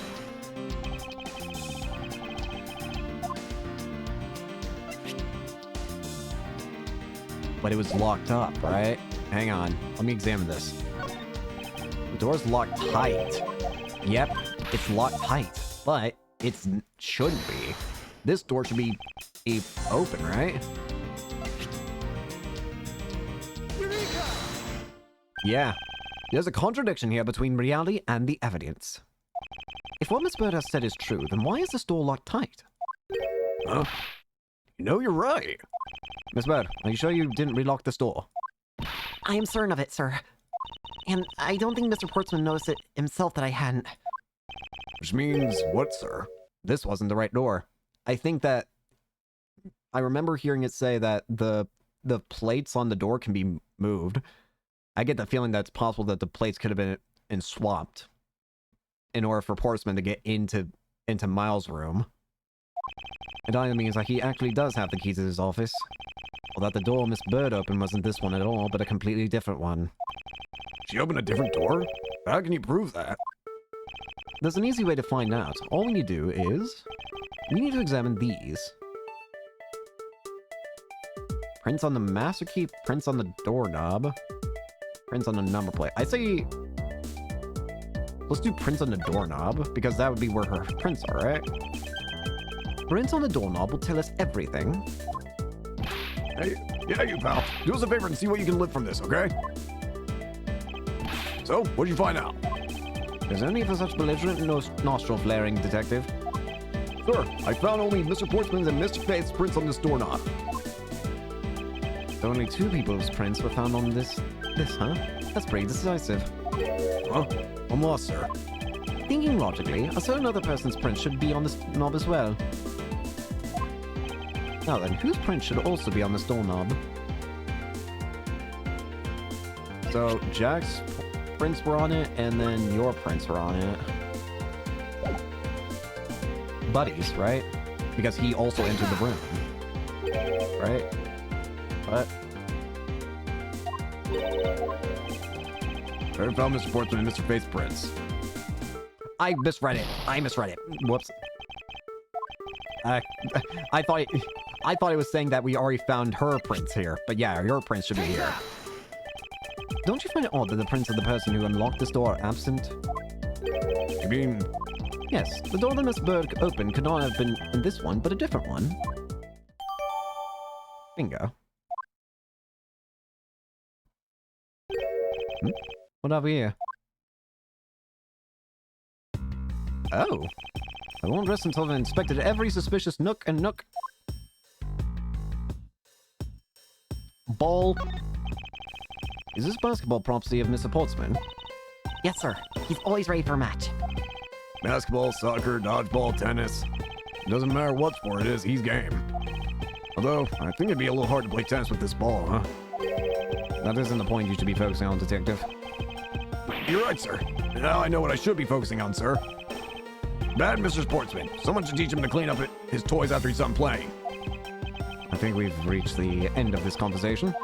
I just noticed something. Why is there a piece of paper? What is this? It's like a scrap of paper. I'll get, sir. Let's see. Oh, there's something written on it. Looks like a note from the victim. I brought the 3 pieces of evidence by, just like we talked about on the phone, but it looks like you're out. I guess I'll catch up with you later, buddy. Okay, so this is from Buddy. Yeah, it's from Mr. Sportsman. Note left by the victim. Alright. Their other thing of note here is, why is this moved? What's this? What are you looking at, sir? Alright, how about a game? That's okay, Detective. I just found the position of the hoop to be a little off. Hey, you're right. I guess it shifted when someone made a seriously sweet slam dunk.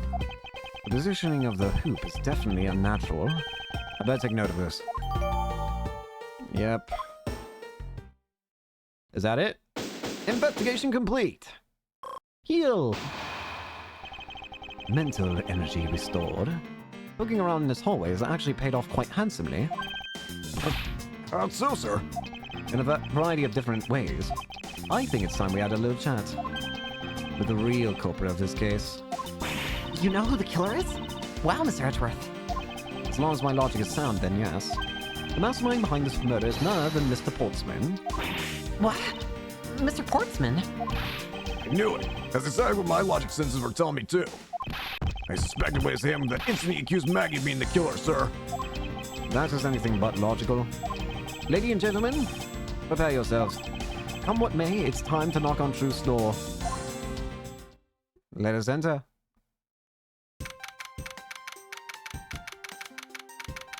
March 14th, 5:12 a.m., High Prosecutor's Office, room 1202. Mr. Sportsman, I finished processing the bloody letter, sir. All right, let me take a gander at it. That's the ear. Bro. Okay, looking good. You there, take good care of this. Ah, my head! Well, if it isn't Detective Gumshoe. And a line for you, Portsman. We got you now. Go off your dog, Mr. Edgeworth. Is this some kind of joke? It's no joke. We know, Mr. Jacques Portman, that you are the guilty party in this case. You must be pretty upset getting chased out of your own room. I'd be mad too. So I guess you can say, if you promise to stay out of our way. You intend to hide your crime under the guise of a prosecutor doing his job. I can see right through the unsightly paper-thin mask you wear upon your cowl. Who'd have ever thought it'd come to this? Actually, come to think of it, your mentor was Manfred von Karma, right? You really gonna do this? The legendary prosecutor who never lost a single case for 40 long years. But there was always this incessant chatter about forged evidence with that guy. That was then, this is now. Really teaches me that I gotta stay on the lookout for false accusations, no? Are you done trying to play mind games with me? Because they won't work. The only thing you should be using that math of yours for is explaining yourself. Although that too will only dig your hole deeper. Either way, your game is up. Well, aren't we full of ourselves? Even though you have yet to prove anything. Let's do it. Mr. Portsman's rebuttal. I have no idea what sort of harebrained idea you have in mind, but there's a mountain of evidence that points away from me being the culprit. Besides, how may I ask, do you propose I unlock your door to get in here? Look, I feel bad doing this to you, but I've got work to do, so we're done here. We are absolutely not done here. Sorry, but we are not finished yet. Boy, you're stubborn. I suppose you're basing your accusations on something. I'll show you what I'm basing my accusation on. With evidence. Mr. Portsman's rebuttal. harebrained idea you have in mind, but... My accusation is a harebrained idea, is it? You tell me. I'd say it is. After all. There's a mountain of evidence that points away from me being the culprit. Hold it! Oh, and what, pray tell, kind of evidence are we talking about here? Jim was my partner, so you can't say I had a motive for killing him. And? That's it. That's not even an anthill, let alone a mountain. But it's more than enough, wouldn't you agree? Might I recommend that you review what the word evidence means?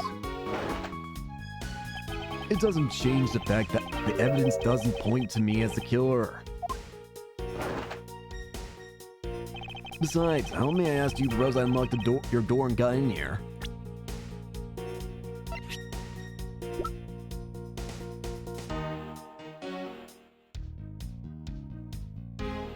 Objection! Ah, damn it. You're a fool. Nothing. This isn't like you. Edward!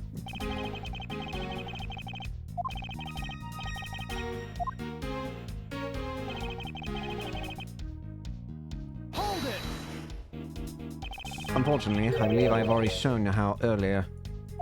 Your speculation means nothing, as I still insist that you cannot gain access to your room. What should I do now?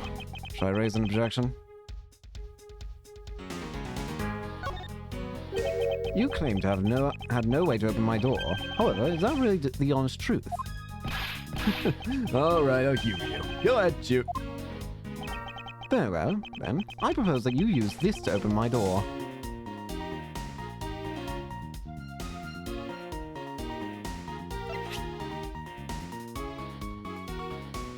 The master key, right? I believe you were able to open my office door with the master key, no less. Objection! Wait. Hold on for a sec. I never laid a finger on that key, as you already know.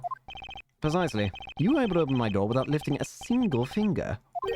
Well, maybe you did, but only to direct it. That's right. You use your finger to direct this person to open my door with the key. Maggie. Take that! Yep. You had asked Miss Bird to open your own office door for you, yes? Yeah, I kinda forgot my key at home. Happens a bit too often for my taste, you know? But the room you had Miss Bird open at that time was not your own, was it? What? You have quite the imagination. But why don't we ask the girl herself whose door she opens, shall we? I'm certain that was Mr. Portson's door, sir. I checked the number plate to make sure I was opening the right door, sir. See, Miss Bird backs up my story. Yes, what if you had misled her to fool her into thinking what you wanted? And now you suppose I did that. By switching the number plates on our doors, for example. That's right. They do slide out pretty easily. Furthermore, you then use one other thing to give a very strong impression that the door she was opening was yours and not, in fact, mine. What was it that Mr. Portsman used to make Miss Bird think that was his room? It was the basketball hoop, right? Take that! What? The basketball hoop, sir? It was moved. It's quite a peculiar fixture in any hallway, let alone the hallway of this building. Which is why it left an unusually strong impression on you. It's an object perfectly suited to sit just outside the office of a peculiar prosecutor. That's very true, sir. Because there was a basketball hoop sitting there, I thought the door I was opening had to be Mr. Portsman's. There were signs that the hoop had been moved. To sit in front of my office, to be sure. I see. So that's how you throw suspicion on people. Thanks for the tip. But I think your conjecture is a little off the racetrack. Alright, tell me then. Conjecture's rebuttal. Now you're just spouting nonsense. I had the girl open my office door. After that, I was in my room the entire time. You don't have a single reason to suspect me. So he intends to claim his innocence to the end, does he? As I'm as pure and innocent as my jacket. And Miss Bird is as guilty and guilty as the jacket she wears. My jacket's not dirty, I'll have you know. I just washed it yesterday. Please calm down, for I intend to show who is the one truly covered in slime here. Alright, Portsman! Stretch real quick. Now you're just spouting nonsense. Hold it! No, I'm not. Nuh-uh. Nuh-uh. You mean nuh-uh? Nonsense, you say? Yes, because I'm telling the truth here. I had the girl open my office door. Hold it! Using the master key, of course. Sure, you have a problem with that? That is what the master key is for, right? Perhaps we should place it in an elaborate labyrinth of some sort for people like you. After that, I was in my room the entire time. Hold it! And what were you doing in your office? I was doing my usual training regimen. Training regiment. Were you going through your law books from start to finish? Mainly batting practice and some weights. Oh, and I jog when I get the chance. Oh, you must be the buffest prosecutor we have. With the weakest legal muscles, it would seem. I was doing my usual workout, so... You don't have a single reason to suspect me. Hold it! I think I've given you quite a few reasons, actually. Objection! But none of those would stand up on their own. Objection! Then what about all the evidence? Objection! It's all circumstantial. No judge would convict on such flimsy evidence. He seems to be trembling a little. One more little push. All I have to do is find the flaw in his testimony.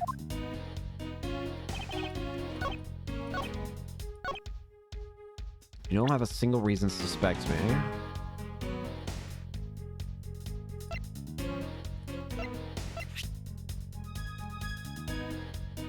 Check. I brought the 3 pieces of evidence by just like we talked about on the phone, but it looks like you're out.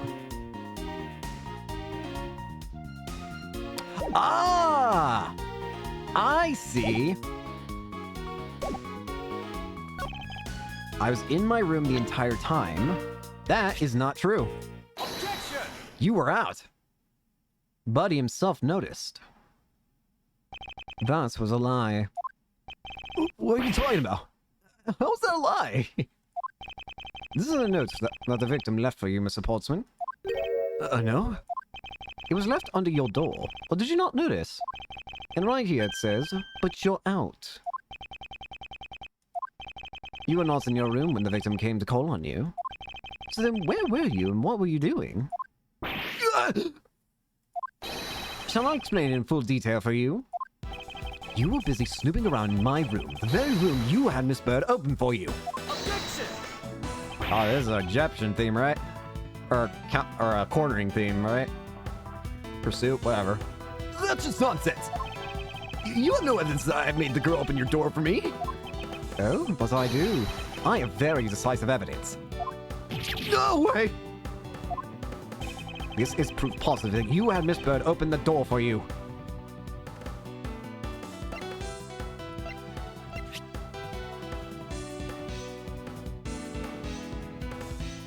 It's her prints on his door, right?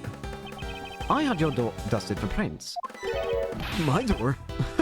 What for? Come on, I bet you didn't find anything. Sure are good at wasting time. You're right, I didn't find anything. And definitely not Miss Bird's fingerprints. Her prints? What do they have to do with anything? Let's put it this way. If she really was the one who opened your door, then her print should naturally be on the doorknob she touched. Further, all of the prints on my office's doorknobs have been wiped clean off. I can only assume it's because Miss Bird's fingerprints were on it. Don't you think it's time you gave up your charade? We know you stole into my office with the intent of stealing something from me. And Detective Faith found you out. Possibly because he heard sounds coming from a room whose occupant was on leave. Mr. Portsman, you killed Mr. Faith to silence him. And I had the misfortune to return when I did. You had to threaten me as you escaped. As I said when you had the gun to my back, no one gets away with committing murder in my office.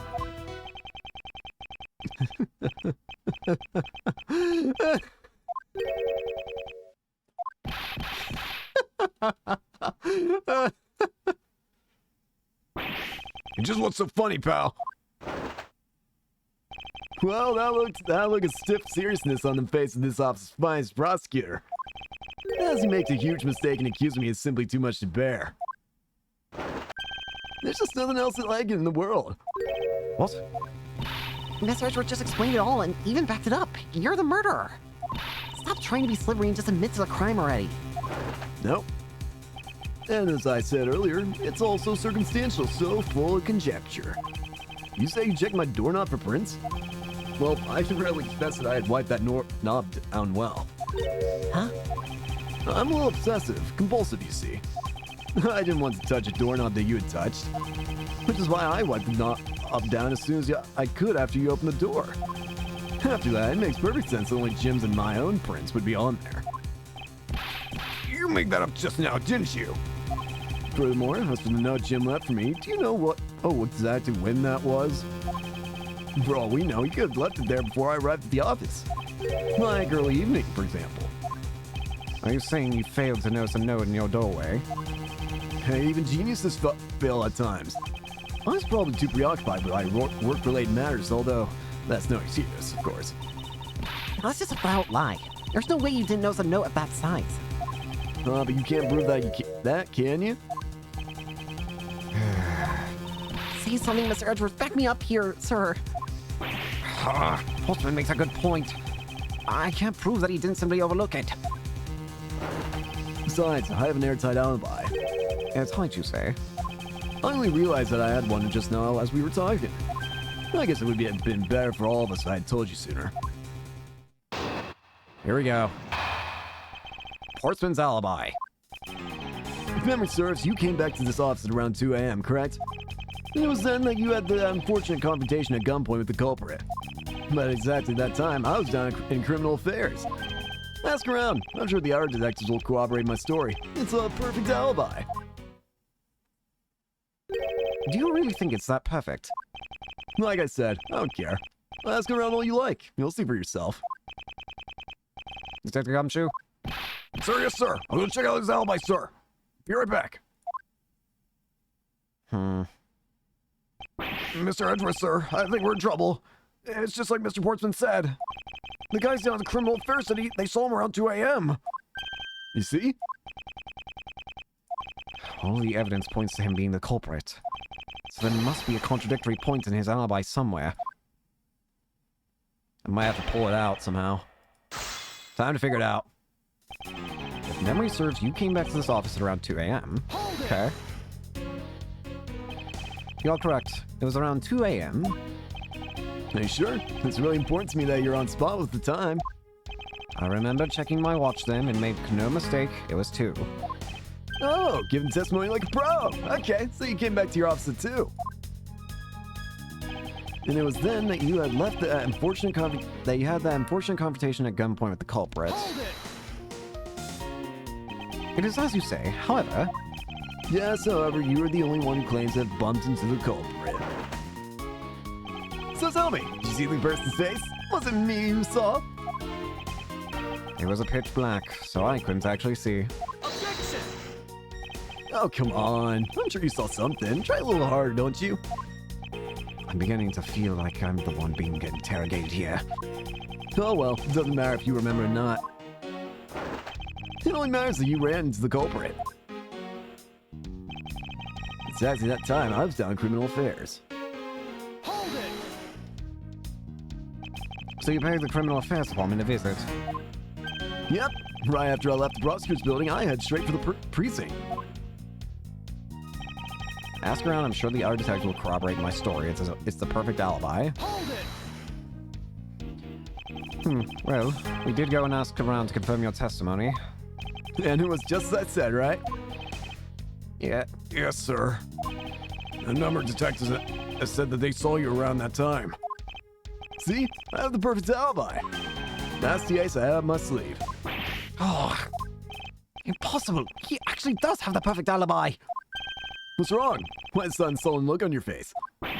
Can't you say anything back, Mr. Edgeworth? I think we've reached the end of the line and it's time to get off this crazy train. You there? Sir, Please escort the young lady out. But remember, be gentle. Maggie! Captain Gumshoe!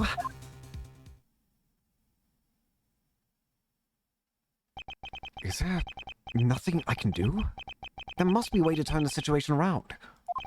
If I only had a clue, did I miss something that can help me cast doubt on his alibi? The intruder I met could not have been Portsman, then who could it have been? I need to calmly think this through one more time and with logic. Wait! That's right! There was another handgun! In Portsman's alibi, connecting. I think this is it. Bingo! There were 2 bullets left at the scene of the crime. One that robbed Mr. Faith of his life. And one that nearly robbed me of my jacket. However, the murder weapon only shows signs of being fired once, meaning that it is entirely impossible that a second gun was used in my office tonight. But seeing as how the killer had to steal Mr. Faith's gun, I doubt the killer had another gun up their sleeve. Therefore, the second gun could have been the property of an entirely different person, which could mean that there was another person who paid a visit to my office tonight. Maybe the victim and his killer weren't the only visitors to my office tonight. There was someone else. The file's in disarray. And another visitor. That's why it was also messed up twice, in 2 different ways. Supposing there was yet another visitor tonight, that would also resolve the issue of why my shelves were upended twice. We know that the shelves were disturbed once before and once after the murder, so it shouldn't be much of a stretch to think that it was the work of 2 different people. Once by the person who stole the victim's gun and then killed him with it, and once again after the murder by our secret culprit, who was the owner of the second gun. If we suppose that the second culprit's gun was the one that was pointed at my back. Objection! You're done. Mr. Portsman, it seems I need to amend my assumptions regarding this case. Great, so you finally come to your senses. Mr. Edgeworth! Sir, what are you saying? This has been a big misunderstanding on my part from the start. I had assumed that the person I ran into was the killer, but that may not be the case. What do you mean? The person I ran into was just your average thief. A thief? But, sir, doesn't that cause some sort of contradiction in the facts? Not at all. It simply means that the killer was someone else. And it means that in actuality, 2 culprits stole into my office tonight. What do you mean, two? It explains both why my shelves were disturbed twice and how there were 2 guns. Mr. Portsman tricked Miss Bird and gained entry into my office. Objection! Now you're just leading the argument. You still don't have any actual proof, you know. If you could please go along with my hypothetical scenario for now, Mr. Portsman. In the end, if you really are innocent, you should have nothing to worry about. Now then, returning to my scenario, Mr. Portsman was out to steal something from me. Which is why he checked my secret safe and ransacked my shelves. This is the first time. So then, this would be when the files were put back in the wrong order, right? Correct. And then, just when he was about to look somewhere else, who should walk in but his own partner, Mr. Faith? But why did Mr. Faith come into your room, sir? He probably had business with Mr. Portsman, which is why he was in the area. But that's when he noticed sounds coming from my office, would be my guess. Oh, because you were supposed to be away, right? He must have thought it was odd, so he came into this office to check it out. Correct. And as a detective, that was the right thing to do. But when he came in, he found his own partner standing there. because it was Mr. Portsman, Mr. Faith probably let his guard down. But Mr. Portsman was not so merciful as to let him leave alive. He waited for a chance and stole Mr. Faith's gun from him, and then he killed him. He silenced Mr. Faith for catching him in the act of stealing.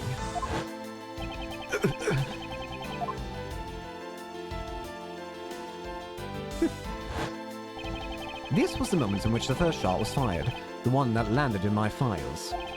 Following that, Mr. Portsman wiped the gun down and left it behind as he made his exit. He could afford to do that because he had also left the fake dying message behind. You're such a complicated troublemaker, you know that? Well, if things were as simple as that, then all would be resolved. However, there was yet another visitor to my room, and this is where it gets complicated. There was another? Visitor, sir?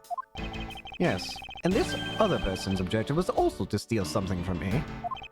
Now then, even after Mr. Portsman left, the door to my office remained unlocked.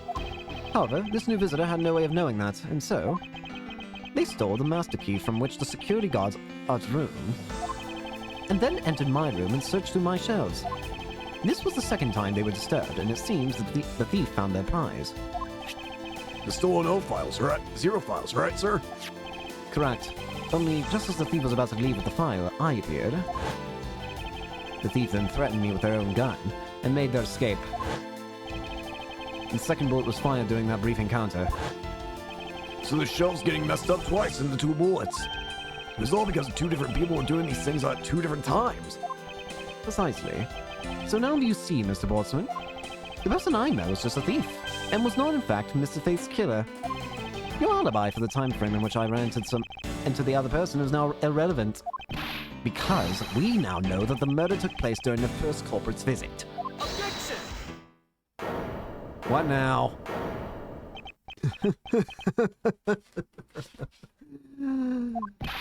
What's so funny, pal? Absolutely splendid. Your synopsis explains everything. Of course it does. It's Mr. Edgeworth, after all. But you know, it still doesn't change the fact that it's all circumstantial. Supposing if, and that's a big if, your theory is right, it would indeed render my alibi, which has withstood scrutiny, mind you, irrelevant. But there's still one defining point of your argument, for which you have no evidence. Your supposition that I was the first visitor? Mr. Edgeworth, you can't let him get away with that, sir. But he has a point. I have absolutely no proof at this point. Don't say that, sir. I don't believe this. Don't worry, Maggie. I'll do something if I must. You know something?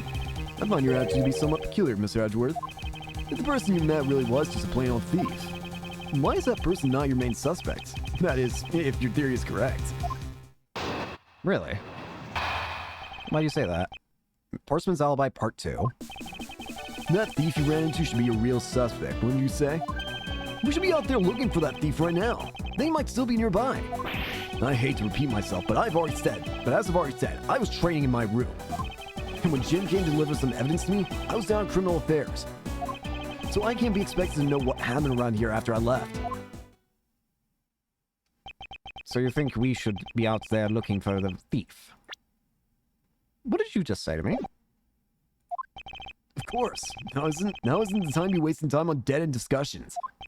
I don't think it's at all dead-ended. I find your alibi to be fascinating. Let's continue where we left off, shall we? I know he's lying. I know he was here at the scene of the crime. I just have to find a way to prove it. I also noticed the music changer, really cool. I assume it's for the final testimony. The thief you ran into should be a real suspect, wouldn't you say? Hold it! Actually, no, I wouldn't. Why not? That's elementary. The dying message, of course. Mr. Fitz's killer very clearly left those letters on the spines of those files. And it was after they were on there that the thief stole one of them. You mean the 0 files, right? And that's how we also know the letters themselves were set up, and not from Mr. Faith. If the thief was the killer, do you think they would try to undermine themselves? Maybe the killer was just didn't think of that either. Yeah, that must be it. Maybe, just maybe, we should be out there looking for that thief right now. Hold it! Once escaped, I highly doubt a thief would linger nearby. Well, you never know. Maybe they didn't get what they really were after. Oh, you talk like you know quite a bit about this thief. It's nothing like that. I have no idea what you're talking about. Anything at all, after all. I hate to repeat myself, but as I've already said... Hold it! But according to Mr. Faith's note... Hold on, I thought we already cleared it up. Didn't we say that Jim left that note for me in the early evening? If you have proof that he left it at a different time, say, just before he was murdered. I don't have any, no. You see? So I insist again that it was in my office the entire time. Hold it! Ugh. Why didn't you go there? Why didn't you go there with Mr. Faith? Ah, that's because he said he was tired and was going to take a quick nap. You know, those sofas in the hallway, he likes to sleep on those. It's one of his habits. And what of the evidence he brought? They were things related to yesterday's case. Just 2 items, a gun and a pendant. Interesting. This piece of testimony seems too crucial to let slip through the cracks. He brought me 2 items, a gun and a pendant. A gun and a pendant? No. He didn't. He didn't bring 2. He brought 3. Only 2 pieces. I believe the proper phrase here is, you fail. Excuse me? You fail as a prosecutor, Miss Sportsman, as you intend to keep evidence hidden from me. What are you talking about? I haven't hidden anything from you. Well, here's a piece I think you should read carefully. It says that Mr. Faith was bringing 3 pieces. Yes, and this is the victim's real dying message to you, Mr. Portsman. I can't believe... to get tripped up by simple arithmetic. Where is the missing piece of evidence? It's... You have it, don't you? Only the guilty would make such a face. Detective Gumshoe? You don't have to say it, sir. I'll pat the guy down from head to toe. Get him! Get him! Don't come any closer! I'm warning you! This is all part of the investigation, pal. So don't even think about stopping me. No! Hey, what's this? You had this on him, sir. A videotape, huh?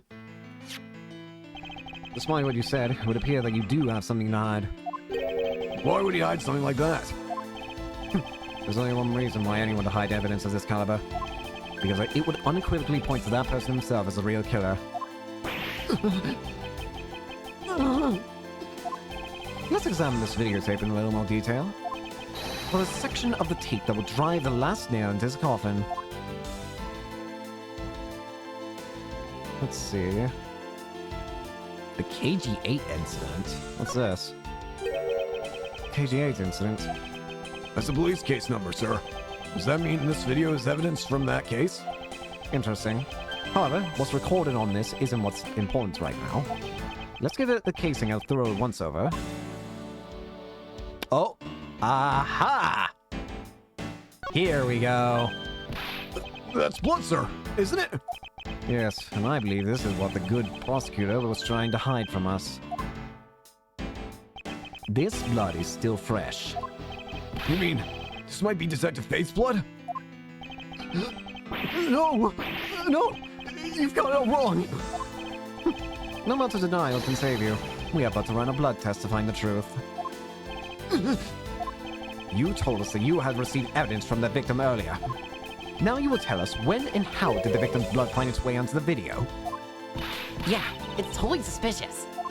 Was it at the moment of his death? Did Detective Faith have this videotape on his person when you killed him? You know very well there's no way to prove that. Not even if we were to examine this tape for fingerprints. If I had to take a guess, I'd say that the only ones on here would belong to the murderous you and Mr. Faith. No! Impossible!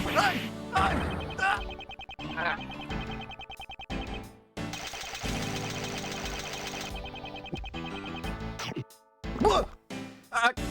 Well, bye-bye. Actually just choked on it. Whew. March 14th, 5:47 a.m., High Prosecutor's Offices, room 1202. Mr. Boardsman has been placed under arrest for the murder of Detective Buddy Faith, sir. Very good. The results we got back from the lab techs on the tape turned out to be real solid, sir. The blood work came back, and it was definitely Mr. Faith's blood on there. And as a bonus, they were able to lift a few of Mr. Faith's fingerprints as well. Thank you so very much, Mr. Edgeworth.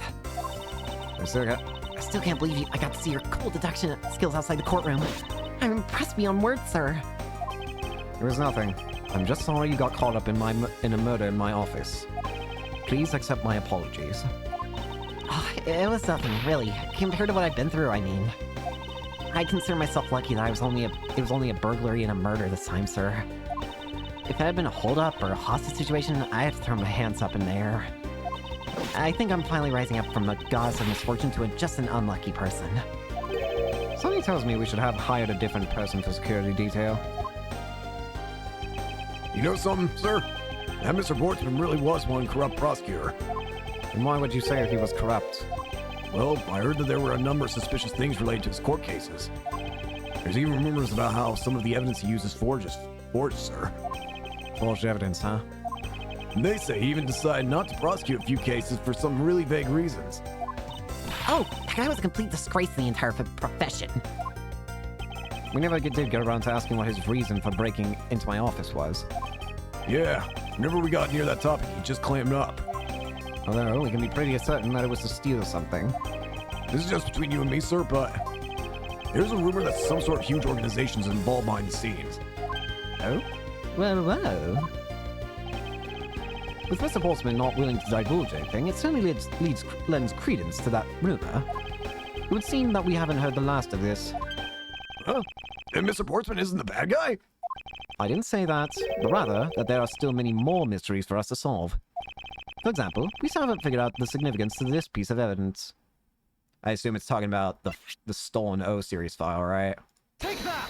Why was this stolen? The person who stole this file, the other villain of the night. Yeah, I wonder who it was, sir. And what happened to the stolen pages? Yeah, I wonder. Who in the world was it that held me up at gunpoint? Mr. Edgeworth, sir. Yes. I came across this while I was processing your office earlier, sir. This card. What is this? What is it, sir? Is that a bird or something on there? It's not just any bird.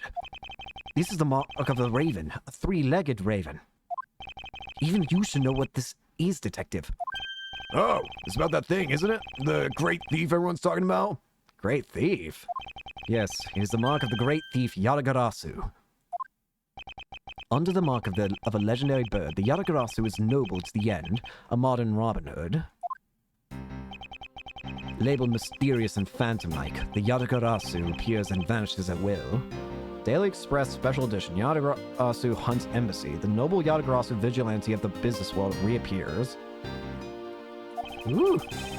Though we don't know much about this thief's ultimate goal, we do know the targets. The Yatagarasu likes to find and make public evidence of the corrupt dealings of all sorts. The theft is always performed in silence and always with perfection. Reappears corporate dealings exposed. Once a target is chosen, no dramatic calling cards or announcement is sent forth. Instead, the chosen corporation is infiltrated without even the target noticing. Some days later, the evidence that was found is sent out to the mass media, along with this single card. Although, it's been a while since the Yatagarasu's last appearance. Hey, Mr. Edgeworth. Look, someone's written on the back. What? Let me see. It's the location of where the thief put the stolen files. So the person who stole the contents of the file was the Yatagarasu. Yatagarasu, organization. Quite a few keywords that are popping up in this mystery. The murder in my office. The return of the great thief, Yatagarasu. Looking back, I can't say I didn't see these events coming. Well, they were heralded by the incidents that began to occur 2 days ago. Seems like that's the end of the first case. But I'm still good to go for a while. So let's continue, shall we? Brand new episode has been added, Turnabout Airlines. Interesting. Let's continue. Save. Save. Save. Save. And saved. Turnabout Airlines. The murder that occurred in my office. The return of the great thief Yatagarasu. Thinking back, everything began on that fateful day 2 days ago.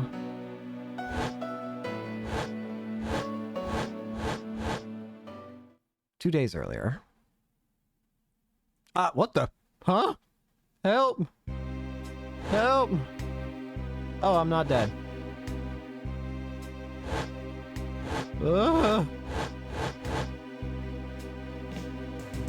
Oh, a murder on an airplane? Yes, everything began high up in the air, 9,000 feet in the air to be precise. Thank you for flying iFly Airlines. We are currently experiencing some slight turbulence. We are asking all passengers to please return to their seats and fasten their seatbelts.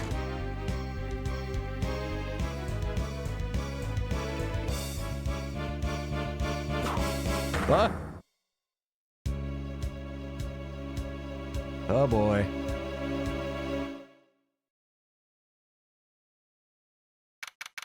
Ow. March 12th, 6:13 a.m., flight I-390, first floor lounge. I'm okay. Maybe. Why do I feel like I just woke up from a horrible nightmare? 6:13, huh? I guess I was out cold for about 10 minutes, huh? Slight turbulence indeed. Ladies and gentlemen, we are currently experiencing some slight turbulence. For your safety, we ask that you return to your seatbelts and fasten your seatbelts. I suppose turbulence is to be expected on a flight. Though admittedly, I'm less than comfortable with anything resembling earthquakes. My wallet. Why is it... What's this? A travel wallet? But it's not mine. How did someone else's travel wallet wind up in my pocket? I'm about to become a suspect, aren't I? My head. I want this headache go away. I'll take care of this travel wallet later. I'll hand it off to the attendant. From earthquake-like turbulence to an elevator.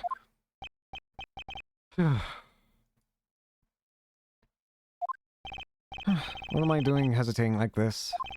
Actually, I know full well why I hesitate.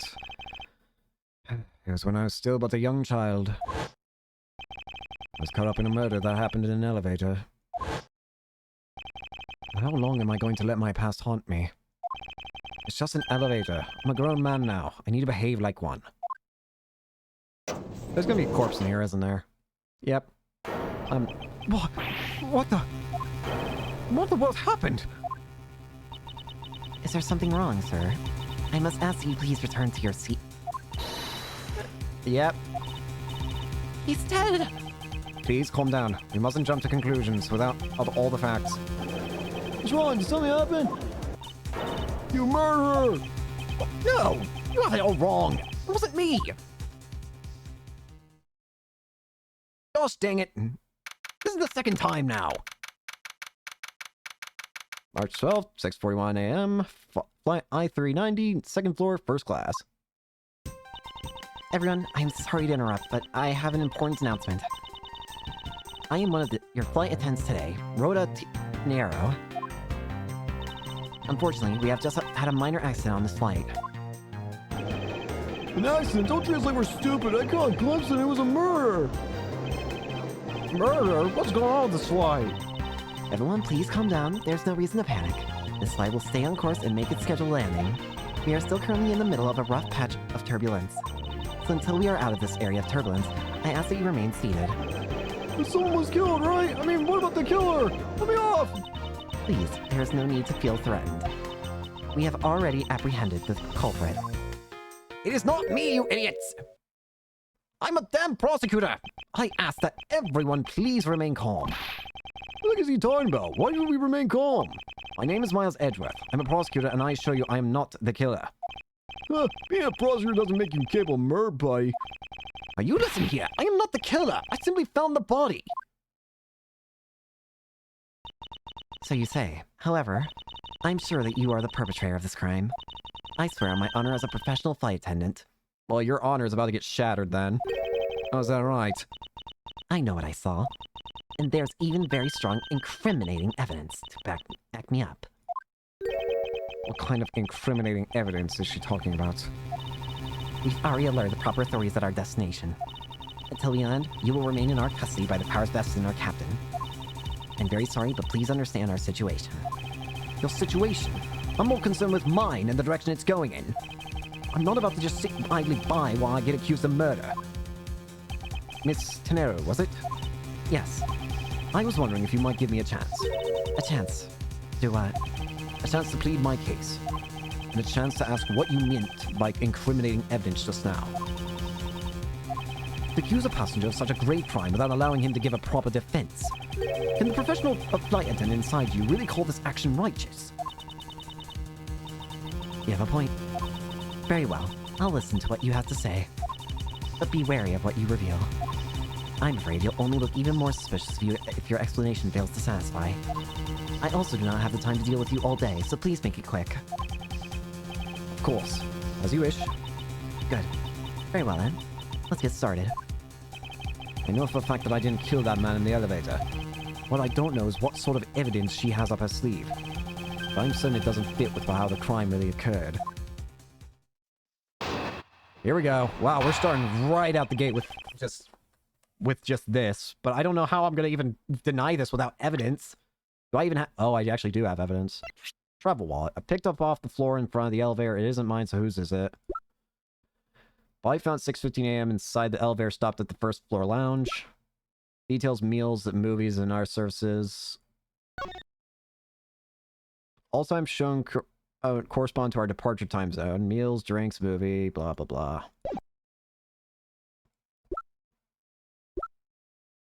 Well, let's just get into it and we'll deal with this later. I swear to tell the whole truth as a professional flight attendant. Unfortunately for you, Mr. Edgeworth, I am certain you are the killer. The scene I saw in front of the elevator. It was you, standing there with fresh blood dripping off the murder weapon. So if you would please cooperate, we'll turn you over just as soon as we land. The hell are you talking about? That's it. That's evidence? I don't think you could ask for a more perfect witness testimony. Wouldn't you agree, Mr. Edgeworth? Not really. It's hardly perfect when there's a gaping hole in it. You're not very good at this, are you? Swear to tell the whole truth as a professional. Alright? Tell me, what exactly puts the pro and professional flight attendant for you? Well, it means we are very professional about how we take care of our passengers. Services like fetching papers and responding to calls are done with speed and accuracy. I can assure you that I give testimonies with the same level of professionalism. But I'm sure you have already realized that by now, right? It's a bit hard to appreciate your professionalism when I'm the one under suspicion. And there you have it. My professional testimony is accurate and reliable. Unfortunately for you... Just get to the point. Fresh blood dripping off the murder weapon. Madam, I had a travel wallet. Objection! Miss Tenero. What is with you yelling all of a sudden? Oh, force of habit. Well, it doesn't matter. Miss Tenero, you say you saw the murder weapon dripping with blood? Is that correct? Yes, all that blood. Drip, drip, drip. Just recalling that scene sends a chill down my spine. Sorry, but your so-called professional flight attendant training has failed you. What? I'd like you to direct your attention to this. Do you know what this is? It's a travel wallet, right? But it looks a little big and bulky. The thing you saw me holding when I discovered the dead body in the elevator was this very travel wallet, Miss Tenero. What? Impossible. Now then, do you still think I'm the killer? That I killed him with a travel wallet? But I saw blood dripping down from the wallet. I know I did. As you can see, this wallet is clearly stained. But if you would be so kind as to take a whiff, I think you would agree it's only grape juice. And then... That's right, you mistook grape juice for blood. The murder weapon with dripping with blood does not in fact exist. No! There, that should clear up that pesky accusation. Wait a sec. That is... I mean, even a wallet could be deadly if it was wrapped around something heavy. I demand that you show me what's inside, please. She's trembling, and tacked on please at the end.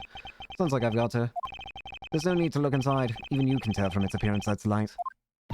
No, I can't be sure of anything until I see the contents of the wallet for myself. She's possessed, and one. Says we have no choice but to see what's inside. Mr. Nero, if you would be so kind as to open the wallet and check its contents for me. Alright. I usually don't pry into passengers' belongings, but we have no choice here.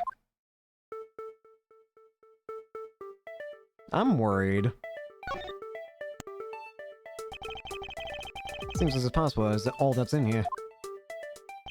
As you saw, there's nothing but a passport inside. This renders your wallet was the murder weapon argument moot. Wouldn't you agree? Please, hear me out, Mr. Edgeworth. What is it now? Well, I was wondering, whose passport is it exactly? I know where you're going with this, damn it! Why are you so Can I take a look? Why not? I'm rather curious myself. This is... Just as I thought. This travel wallet belonged to Mr. Hicks, which makes it the victim's property. So why was it with me? You stole the victim's wallet, didn't you? How dare you! You said it yourself. You claimed to be holding this wallet in your hands when I found you. That doesn't make a person a murderer! That makes him a thief! Perhaps I did misconstrue the wallet for a murder weapon. It seems that I wasn't wrong about who the culprit is. Mr. Nero's logic. As you claim, the murder weapon is not the travel wallet. However, it is something you stole from Mr. Hicks after you were done with the vile deed. I find it hard to believe myself, but your motive was very simple. You were out to steal Mr. Hicks' money, weren't you? Can I please present? So even though I didn't have the murder weapon on me, you still suspect me, I see. You stood up at the crime scene with the victim's wallet in your hands. How can I turn a blind eye and not suspect you of foul play? You're an idiot.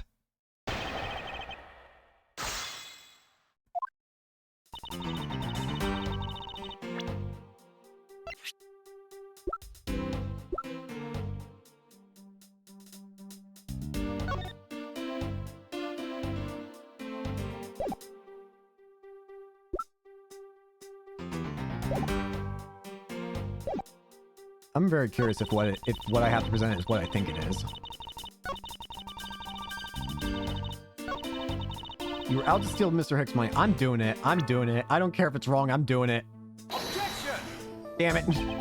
Take a good look at this. Hey, look at the profession, you idiot. I don't need money.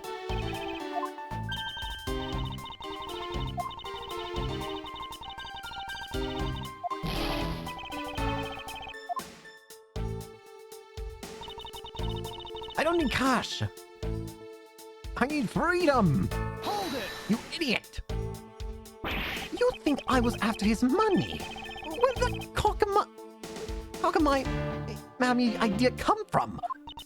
True, you're also a passenger in first class, but I thought something was off about you and those deeply etched lines on your forehead.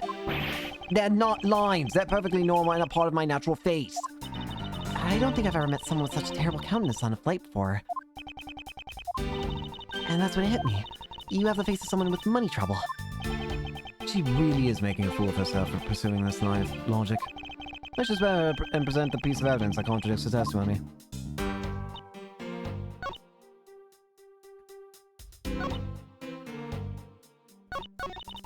Hold it! Shouldn't that be proof enough for you that I did not murder the victim? Not at all. Oh, and why not? Because that wallet may not have been what I thought it was. What did I steal then? Tell me. You think I stole it? Yes, I'm very sorry to say it. I wouldn't usually be so rude, but it must be said. I never thought I'd see the day, but here I am calling a passenger a thief. Maybe I should put on a serious face when I say it more directly. I believe you removed the wallet from the victim's personage. It really doesn't matter how you phrase it. What I'd like to know is why you think I stole Mr. Hicks' wallet. Hold it! I don't think I have any sort of motives to speak of. I've never met Mr. Hicks before, and our only connection is this one flight. That is more than enough for a reason. How do you figure? You're sitting in first class, and I think the implication is quite clear.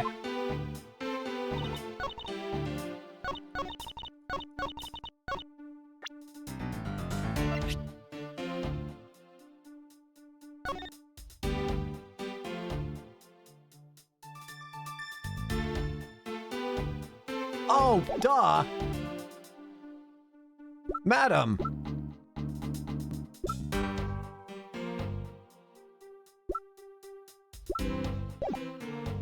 Madam, I want you to take a look at the freaking crime scene. Objection! I wonder if I might get a word in, Mr. Nero. What is it now? Mr. Nero, I wonder if you've noticed the contradiction with your own testimony? What are you talking about? It's simply impossible that the motive for this murder was monetary theft. One glance at the crime scene should have told you that. What about this scene would prove that the motive for the murder was not the money? The fact that it's everywhere! Take that! If I may direct your attention to the things strewn all over the floor... That's right. The floor is covered in bills and coinage. By your rationale, these are the very things the killer was after.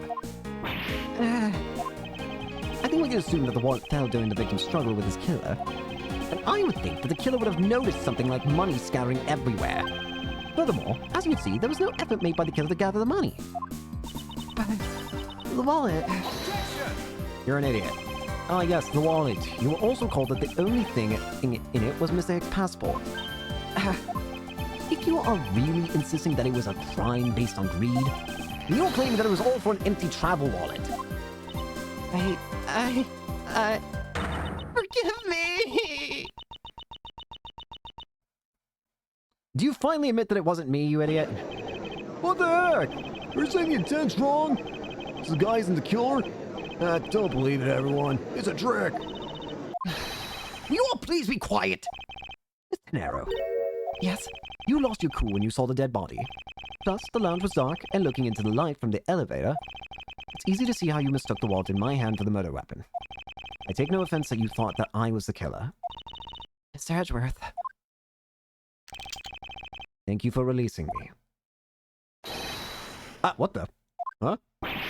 What is it now? What? What the heck? I don't speak symbols.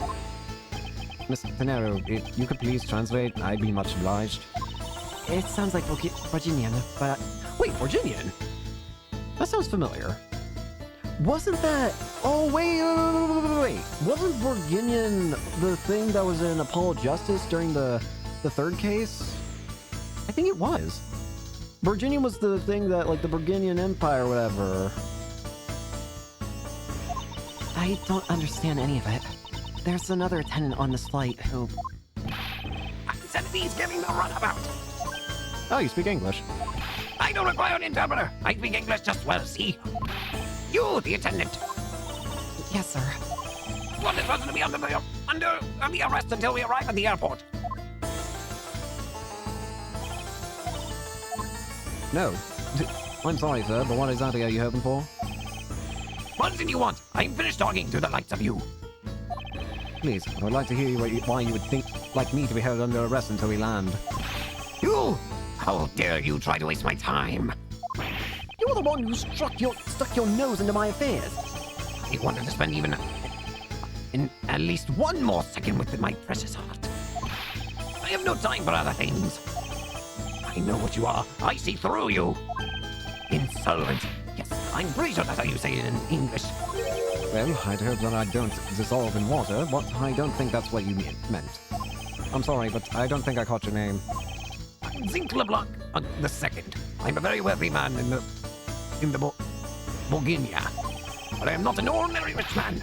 I am an art seller. A rich seller of beauty. Mr. LeBlanc, what did you mean just now? Pardon? When you said that Mr. Edgeworth was giving me the runabout. Explain. Unbelievable. I will say it once and only once. I do not even a second to waste. Time is money, as they say. Yes, and yet you continue to blather on. I saw it, yes I did. I saw the victim go into the elevator. Going down into the lounge. This is actually at 6 o'clock. And that proves what exactly, my good sir? And what's the significance of that time? At 6, he says. Wait, you say you saw him at 6? What's the matter, Mr. Edgeworth? He understands, I see. Miss Attendant, what time did you discover the body? Well, it was a little after that patch of turbulence, so I would say around 6:15. Ah, Hicks was his name, was it? Then I'd say that man Hicks was killed in the 15-minute time span. And the only person in the lounge at that time was this prosecutor, yes? Yeah, I was in my seat the whole time. Me too, I was watching the movie enjoying a fine glass of grape juice. I was still eating. I saw the fish, see? yeah, The other passengers have an alibi, so you have no problem with them, I suppose. No no compliant, I see. Not a single word against this, right? I have no way of distorting what you have put forth at this point, but it wasn't me. Who do you say? Do you have, what you say, the evidence?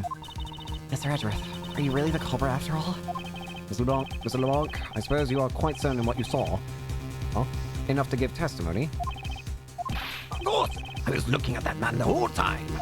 He was playing with that annoying little, small machine the whole time. Machine? Yes, that's what you people call it in English, yes? It's making me crazy with the click, click, click. From that description, it sounds like some sort of small computer. Actually, there was something that caught my eye in this. It's this weird thing down here. This statue. What is that statue?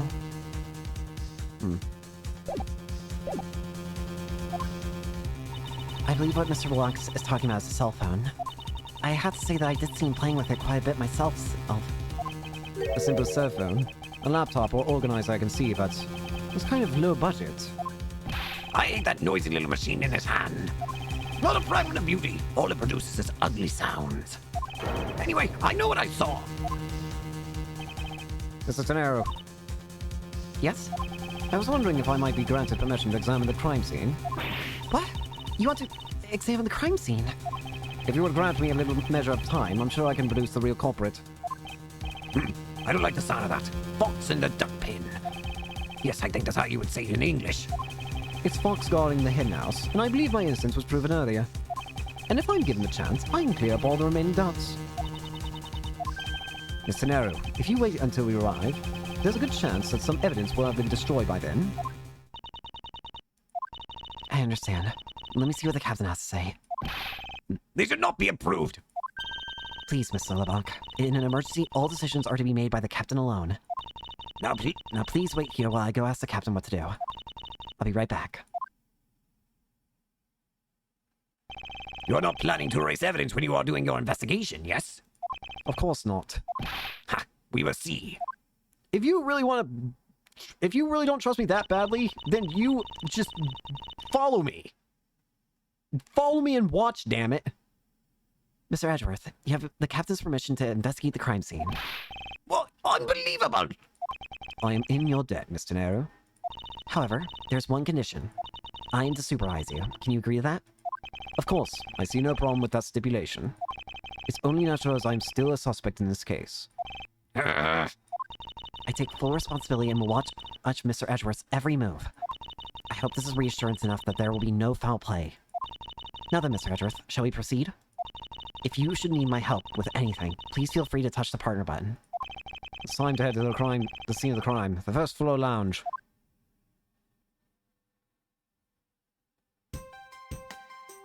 Mr. Nero! Interesting to have a different kind of partner here. So, Captain's permission. Mr. Nero, I'd like to ask you about investigating the lounge. As long as you have the captain's permission, I can't stop you from looking around. If you could pass the message along, tell him I'm grateful for his spirit of cooperation. I will. However, please realize that you are still under suspicion. To be honest, I still have my doubts about you. Of course, and I take no offense. Do you really understand what I'm saying? Yes, barely. Do you pinky swear on your honor as a professional prosecutor? I pinky swear I do on my honor as a professional prosecutor. Well, I guess that settles that.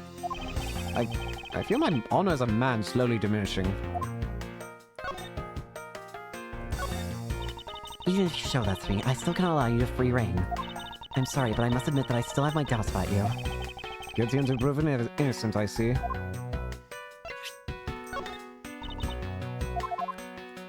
trust in me. Feels like every character in this game has just been accused at some point. Even in even characters that haven't had playable cases. Just imagine, maybe they've been accused at some point in their life. As everyone's always accused in this series. This was Mr. Heck's seat. I don't see the machine Mr. LeBlanc was talking about. Perhaps it's in the elevator. Maybe. We should probably head down to the crime scene now.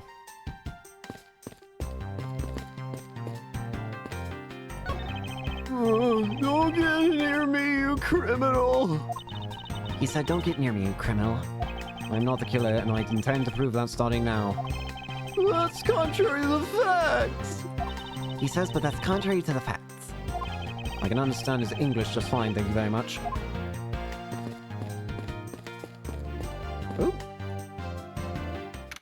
Oh. March 12th, 7:26 a.m., Flight I-390, first floor lounge. I want to thank you for your help back there, Mr. Nero. It's nothing. You should thank the captain for granting you permission. And just so everything is perfectly clear, I still don't trust you to that extent. I don't want you to think your standing with me has changed. I see. I'll bear that in mind. I received an order from the captain earlier. He wants you to know that. We reserve the right to stop your investigation if we feel you are not making progress. And when we do, he asks that you please return to your seat at that time. So my time runs out at his and his crew's discretion, does it? I have to find a way to discredit Mr. Wong's testimony before time's up. I understand. By the way, is there any place you can think of where the killer might hide on board? I don't think so. After every first-class passenger was accounted for at his or her seat, we made a thorough search of the plane. As for business and economy class, no one can move between those two classes in first class without a staff keycard. And we found no record of a keycard being used at all. Which means that I have the first-class killer on my hands. At least I know that much for sure. And one other thing. No one else has been allowed near this crime scene since the murder was discovered either. First floor investigation begin! Now then, let's get started. But where should we start from? Let's start with Mr. LeBlanc's statement. The crime occurred between 6 a.m. and 6:15 a.m. During that interval, the only person in the lounge was myself, which would make me the prime suspect. However, since I did not kill Mr. Hicks, it means that the killer was around somewhere. If we are to believe what you say is true, then yes. The first order of business will be to gather information to win your trust. Do you have anything new to add? Nope.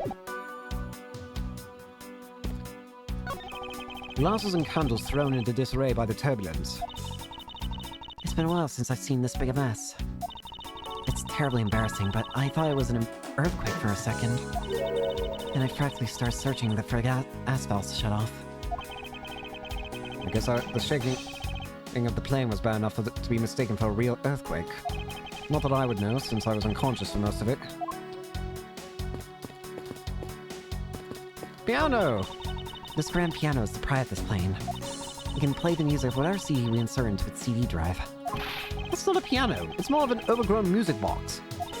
Ah, but its keys to press along with the music. As though there really is someone playing. That still makes it a music box. It's just a music box that plays.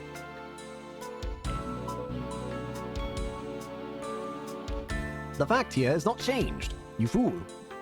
You absolute buffoon. Moron. Silly. Overgrown complex toys. The few copies of Sky magazines in the magazine rack. This month's special is an English trivia quiz. It's not a bad idea. I've heard that the youth of today don't know a particle from a participle. Now, please don't go around confusing people with made-up words, Mr. Edgeworth. Who's ever heard of such a silly word as participle? Case in point. Damn, I'm right. These bottles and glasses must have been broken by the turbulence. There's quite a bit of broken glass here. Please be careful when passing through the area. Thank you very much for the warning, Mr. Edgeworth. However, no matter how kind you are towards me, know that it does not clear you of any suspicions I have about you. I wasn't warning you for the sake of clearing my name. The door leads to the flight attendant's room. But please understand that's off limits to unauthorized personnel. The room is giving off the scent of woman's perfume. One would think that perfume would smell great, however, to me it simply smells. Not that I have any interest in what lies behind this door. Perhaps we should return the investigation, Mr. Edgeworth. Mr. Edgeworth. Sorry, I spaced out for a second there.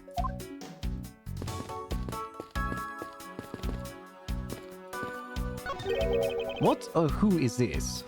This is the bronze statue of the founder of iFly Airlines, Mr. Hugo iFly. The one on the left is of when he was in his 40s, and the others of him when he was in his 80s. Did a man actually age in the span of 4 decades? Maybe I need to squint more. I was about to say, this is the exact same man. The in-flight shop is just beyond these shutters, but we don't have permission to open them, so I'm afraid I must leave them closed. There must still be clues to be found here in the lounge. I must remain ever vigilant. What floor does this elevator service? Only the first and second, although it can also go down to the cargo hold. However, that requires a flight crew keycard. So the only floors accessible to passengers are the first and second, huh? Got it. I won't rest until I've inspected every suspicious nook and cranny. What is this sinister-looking figure on the floor here? Oh, that's a piggy bank of our company mascot, Mr. iFly. It's just one of the many pieces of merchandise we sell at our in-flight shop. This bank is a limited edition, and it's so popular that we're down to our last one. You have an in-flight shop? Yes, it's just beyond the lounge to the right. The shutter to the store is closed at the moment, but it was open the whole flight up until Mr. Hicks' body was discovered. There's blood on there. Could this have been the murder weapon? Yeah.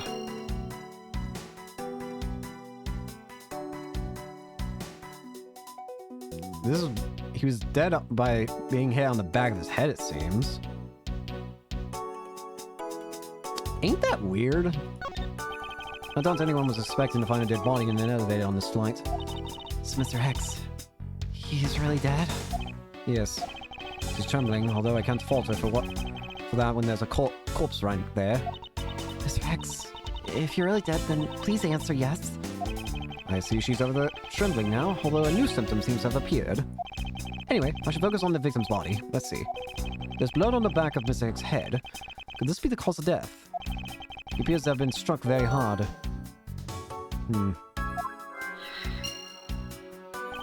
Even his glasses are broken. Interesting. His money's strewn all out. Money's strewn all over the floor of the elevator. I would guess it was all in Mr. Hicks' wallet at some point. There are also some cards.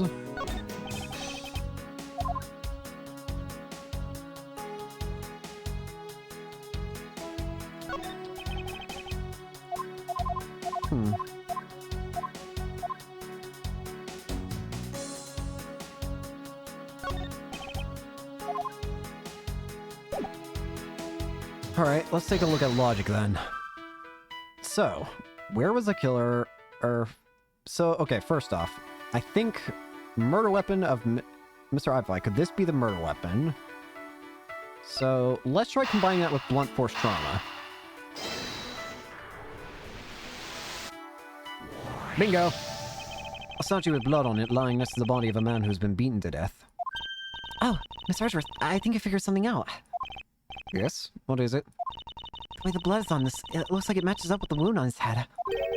Well, aren't we deserving of the master of the obvious title? Well, what do you think, Mr. Edgeworth? Don't you think it's worth investigating? It would appear that this figure is a murder weapon. I just knew it. I mean, I can't think of any other connection. Perhaps Master of the Oblivious would have been more befitting. Yeah, this thing has definitely got to be the murder weapon, I think. I want to take a look at that thing, if I can. Look at this little guy. With a large amount of blood on him. There's some blood on one of the corners. Could this piggy bank be the murder weapon?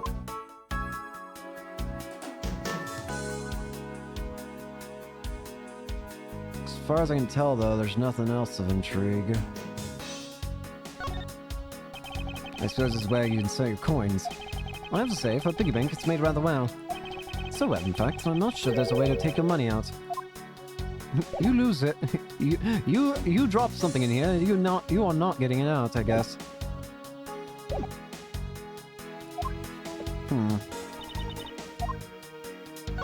About the victim. I was wondering if you noticed anything, Mr. No. Yes, I can't help but notice the sad atmosphere in here. Yes, it is about a tragic crime. I'll say, robbing a poor man after bludgeoning him to death. Talk about rubbing soul in the soul. I can't forgive someone who would do this to a passenger of mine. I swear as a professional flight attendant that I will capture the culprit with my own hands. And I promise as a prosecutor to solve this case with logic and deduction. I should go over all the leads I've collected so far one more time. The key to solving this lies in the intersection of my logic and the evidence.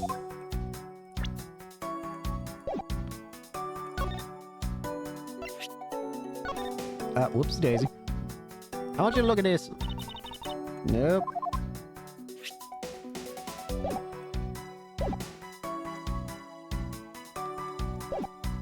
Okay, let's take a look at logic again. So, where was the killer elevator?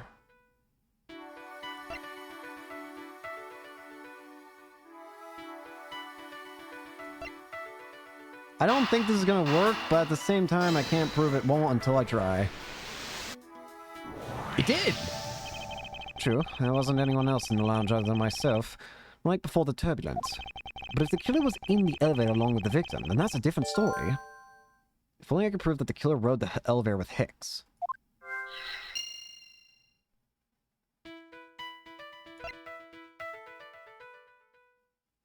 I have to find something that can prove that the murder happened with Hicks inside.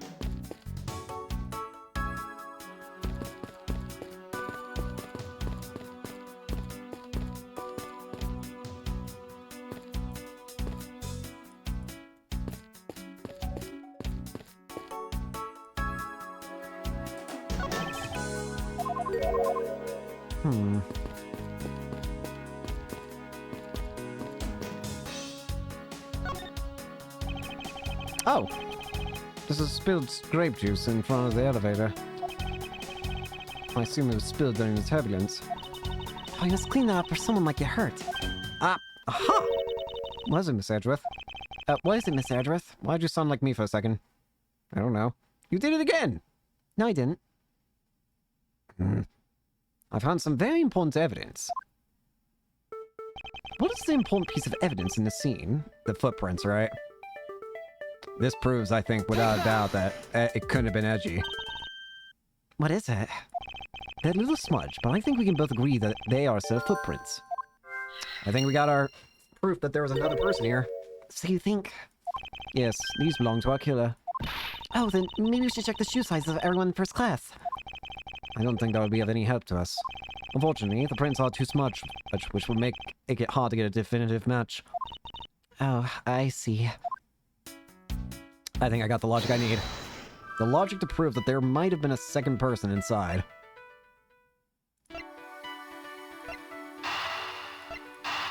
Let's try it. Bingo. I have it. I'm sorry, but I don't understand, Mr. Edgeworth. I can prove that someone other than myself was here around the time of the murder. What? Really? Yes, it's rather simple, actually. The proof is in the pudding, or rather, the grape juice in this case. These footprints here can confess to me this very fact, that someone exited the elevator alive. Seeing as how the victim is dead, that would mean a second person. But couldn't the footprints be from Mr. Hicks himself? Ah, but if you take a look at our victim's shoes, you can see the soles are spotless. Which means... Mr. Hicks wasn't alone in the elevator. In fact, it's quite the opposite. There was actually one other person inside the elevator. Yep. I think we can finally definitively prove that we are not the killer. One more thing to look at, though. Never mind.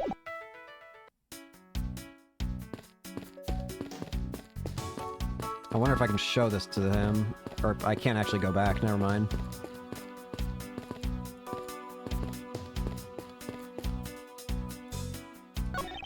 Spilled grape juice in a pool at my feet. Unfortunately, the delightful scent of grapes is obscured by the unpleasant smell of the crime scene. Scent's in here. The same smell as the smell of my towels after they come out of my home dryer. I would have never expected something like that by looking at you. I suppose everyone has something unpleasant about them. Fix your dryer.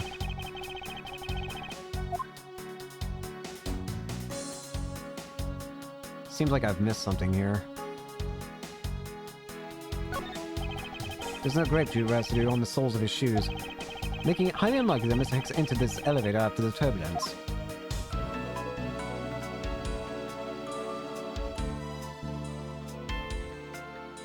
There seems to be something I'm missing here. Oh, wait! There's something sticking out of his pocket. But he won't mind if I take a look at what's inside. It's a picture. Looks like it was taken inside a building somewhere. What's this? And what's this necklace? I wonder what was hanging off this lanyard. Something's missing from this picture. Now if I could just put my finger on what? Ah, let me look at that picture. His cell phone. Deduce. Is this not somehow connected to any of the evidence I hoped? He's missing his phone. Miss Hicks' machine is nowhere to be found. His machine? His cell phone, Mr. Tenero. Ah, so I guess that because it's not here. Yes, I think we can safely deduce that the killer took it. Yep. Investigation complete. Heal. HP up. What's going on over there? Oh god, he's back. Who are you? Unforgivable! This is unforgivable! Do you understand what I am saying? Saying this movie is late. It's the same level of bad as if the plane never arrived. Or arrived late. But the movie... What? I will not talk to you anymore. You're just wasting my time. What is the matter, Mr. LeBlanc? If there is no emergency, please return. Sorry. If there's no emergency, please return to your seat. Do not tell me what to do. I need not to sit down. Mr. Prosecutor, did you prove you are innocent yet? Yes, I actually have. If you would like, I will prove my innocence to you right now. What? Nonsense! Are you saying my eyewitness testimony is mistaken? Not mistaken, merely that there's room for doubt. I'd be most honored if you could please tell me more of what you saw in detail. Fine, suit yourself. Or I will shoot you for you. Bang bang. Ow. Anyways. What I saw... I'm certain I saw Mr. Hicks enter that elevator. It was when the needles on my pocket watch pointed to the 6 and the 12. The body was discovered 15 minutes after that in the lounge, yes. Then you, the only person in the lounge at that time, must be the criminal.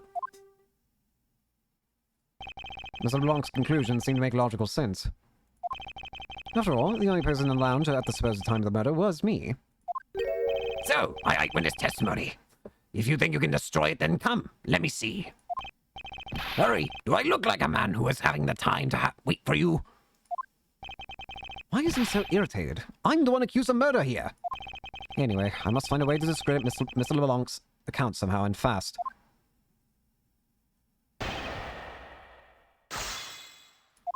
What I saw... I'm certain I saw Mr. Hicks enter that elevator. Hold it! Alright. Mr. LeBlanc, were you able to get a good look at the inside of the elevator at the time? Of course, I saw what was inside. And are you sure that the victim was in the elevator alone? Yes, the only person inside was that Mr. Hicks man. This last outburst is a bit too important to let go. The only person inside was that Mr. Hicks man. Nope, not true at the slightest. Objection! Not at all. There was somebody else there. You need to get your eyes checked. Mr. LeBlanc? What is it? There's a very glaring contradiction in your testimony. What do you mean? Please take a look at the area in front of the elevator.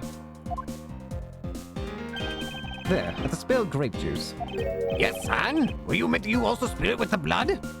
No, it spilled itself during the turbulence. But the interesting thing here is a set of grape juice footprints. Footprints? Yes, the ones that lead from within the elevator out to the lounge itself. It's evidence that proves that someone other than Mr. Hicks exited the elevator alive. There must have been another person in the elevator with Mr. Hicks. Now then, I'm done playing games. Why don't you tell us the truth? I don't know what you're saying. Your threats and insults don't matter to me.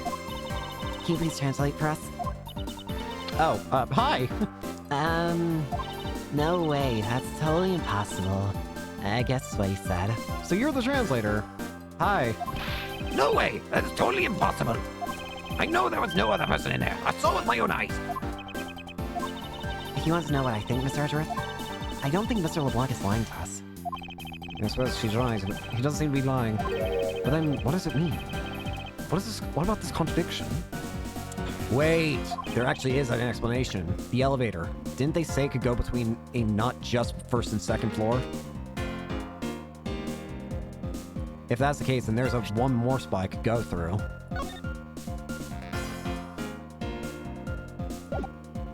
It's just a matter of, can I prove that? Mr. LeBlanc, please, just once more, will you recall the details of what you witnessed to me? Bring it. What I saw, part 2. I was very upset when Mr. X passed by my seat. I was always checking the time over and over again. I wouldn't have followed that man with my eyes when he passed me. And I saw clearly into the elevator he was entering. I swear there was no one else inside. No one! I don't think he's lying either. Mr. LeBlanc, if you would please calm down. What? Do you too have an issue with my eyewitness testimony? No, not at all. Please forget I said anything. Yet again, he doesn't appear to be lying. But I can't let this testimony stand as the truth. What I saw, part 2. I was very upset when Mr. Hicks passed by my seat. May I ask why, again? So, are you still upset now? I am always upset. The only time I'm not art is when I have a piece of art in my hands. It's surprisingly easy to believe that about him. But I was even more upset when Mr. Hicks walked by me. I was always checking the time over and over again. Hold it! Okay. Why are you so attentive to the time? Because something unforgivable was happening. Come to think of it, you were yelling about something unforgivable earlier. I was giving a complaint to the attendant about the movie starting time. Return back to me my back time, in money. You understand the point. Movie? Is he talking about the in-flight one that's mentioned in the magazine? Movie. Happens at 6 to 8. Interesting. A summary of the plot and the start time. Interesting. They were supposed to show License to Love, Laugh, Maim, and Murder. I cannot see that movie in my country. You can only see it on international flights. I look forward greatly to that movie. I check my pocket watch whenever possible so I would not miss it. I even set my pocket watch to the destination time when I came on board. So my watch is not wrong. It matched the schedule. But the movie was still late. Very, very late. Hold it! Hang on. Your pocket watch. I'd like to ask you a little more about it, if that's all right. The movie I wanted to see would not start, so I checked my pocket watch many times. Hold it! Really? So this movie you mentioned, is it the one listed in the Sky magazine? Yes. I was so looking forward to watching License to Love, Laugh, Maim, and Murder. Mr. Nero, was this movie shown on this flight? Yes, it was shown at the scheduled time. Isn't it possible that you simply slept through it by accident? Nonsense. You doubt me? Yes. No, stop pointing at me like that. Odd. I thought he missed a movie that he was clearly hoping to see. I checked my pocket watch a great number of times. That much I know for sure.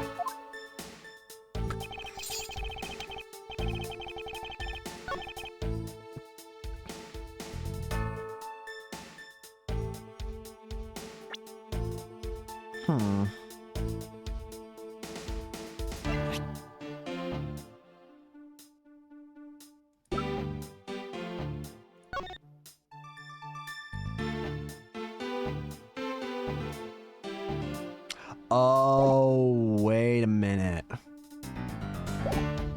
Hang on. My watch is set to my destination time. I always set it when I board the plane. That was a mistake, wasn't it, buddy?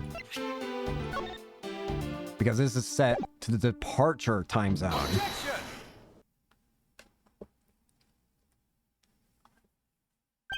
Mr. LeBlanc, you said this just now in your testimony. I even set my pocket watch to the destination time when I came on board. Now, if your watch has been set to our destination's time zone, it would mean that your watch is displaying the time of our destination. Yes, and the correct time is worth its 6 cents. I would like you to take a look at this. If you believe the Sky magazine, clocks on this flight run in accordance with the time of our departure time zone. Of course, the movie schedule was also created with that in mind. Mr. Nero, for confirmation's sake, what time zone is this flight aligned to right now? Well, we made a short stop at a transfer point. That's right. It was in that small Asian country, the Republic of Zenfa. But we didn't readjust our onboard clocks at that time. So right now, we are still running on Borginian time. What? The time difference between Borginia and our destination is 9 hours. In that case, it's only natural that your watch should be out of sync with the schedule. Where did the wind come from?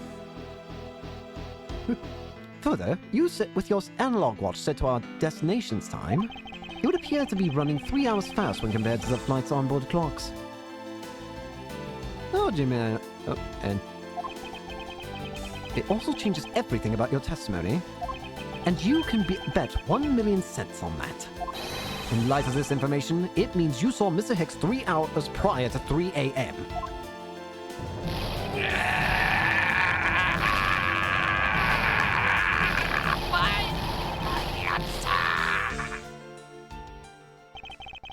This should clear up all the remaining accusations.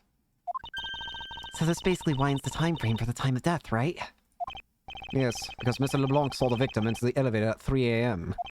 It means that the time of death could be anywhere from 3 to 6:15 a.m. The question now is, where was Mr. Hicks during that span of time, and what was he doing?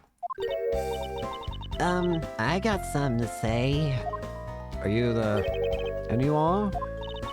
Oh, I'm Cabby Meal. I'm a flight attendant. And what is it you wish to say? Well, I think your story's a little different from how I remember it. What do you mean, Cabby? I saw Mr. Hicks sitting in his seat at 5 a.m., you know. What? How can you be so sure of the time? Oh, that's right. He pushed his call button when we were parked at the transfer point. Ah, the stop we made for refueling and cargo transfer in Zingfa, correct? Yes, it was from 4 to 5 a.m. according to our clocks. And during that time, did any of the passengers leave, or did any new ones board this flight? No, not a single person got off or in or on in Zingfa. What about the flight crew? The few who were handling the cargo transfer might have temporarily gone on or off. But eventually, everyone, including Cammy and myself, came back on the plane. So basically, I can assume that no one left or got in since our initial takeoff. Interesting. I should keep that in mind. Refueling in Zingfa. Yeah, I answered his call. I can tell you Mr. Ackby Hicks was there in his seat when we took off again at 5 a.m. So we've changed it from 3 hours to like, what, 1 hour or something now? Alright, so that puts the time of death murder between 5 and 6:15 a.m. Okay, now what time did you come down to the lounge, Mr. Edgeworth? I remember coming down here almost as soon as we left the Republic of Zingfa. You were here the whole time from 5, yes? And you were the only one who could be the killer. Mr. Edgeworth, were you really here in this lounge the entire time from 5 a.m. onwards? Unfortunately, yes. But how do we explain the footprints? Is it not obvious? This man waited for Mr. Hicks here in this lounge, waiting to kill him. and then he put the corpse into the elevator. That is when the turbulence happened. My eyewitness testimony may have been mistaken. But what time I saw Mr. Hicks enter the elevator on the second floor does not matter. Because the entire incident concluded here in this lounge. Everything happened in this lounge. Is that what you really believe, Mr. LeBlanc? What? Do you have another idea? I simply feel that there's something out of place in the scenario you presented. Is there something that can tie this crime to a location other than this lounge? Other than this lounge... Oh!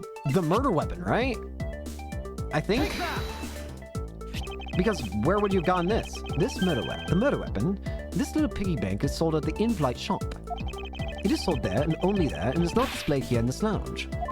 How then did it find its way here? Don't you find that a little bit, tiny bit suspicious? Such a trivial point. It only means you prepared it, taking it from the shop first before coming here. It doesn't prove you are innocent at all. Is there no way to win with this man? Huh?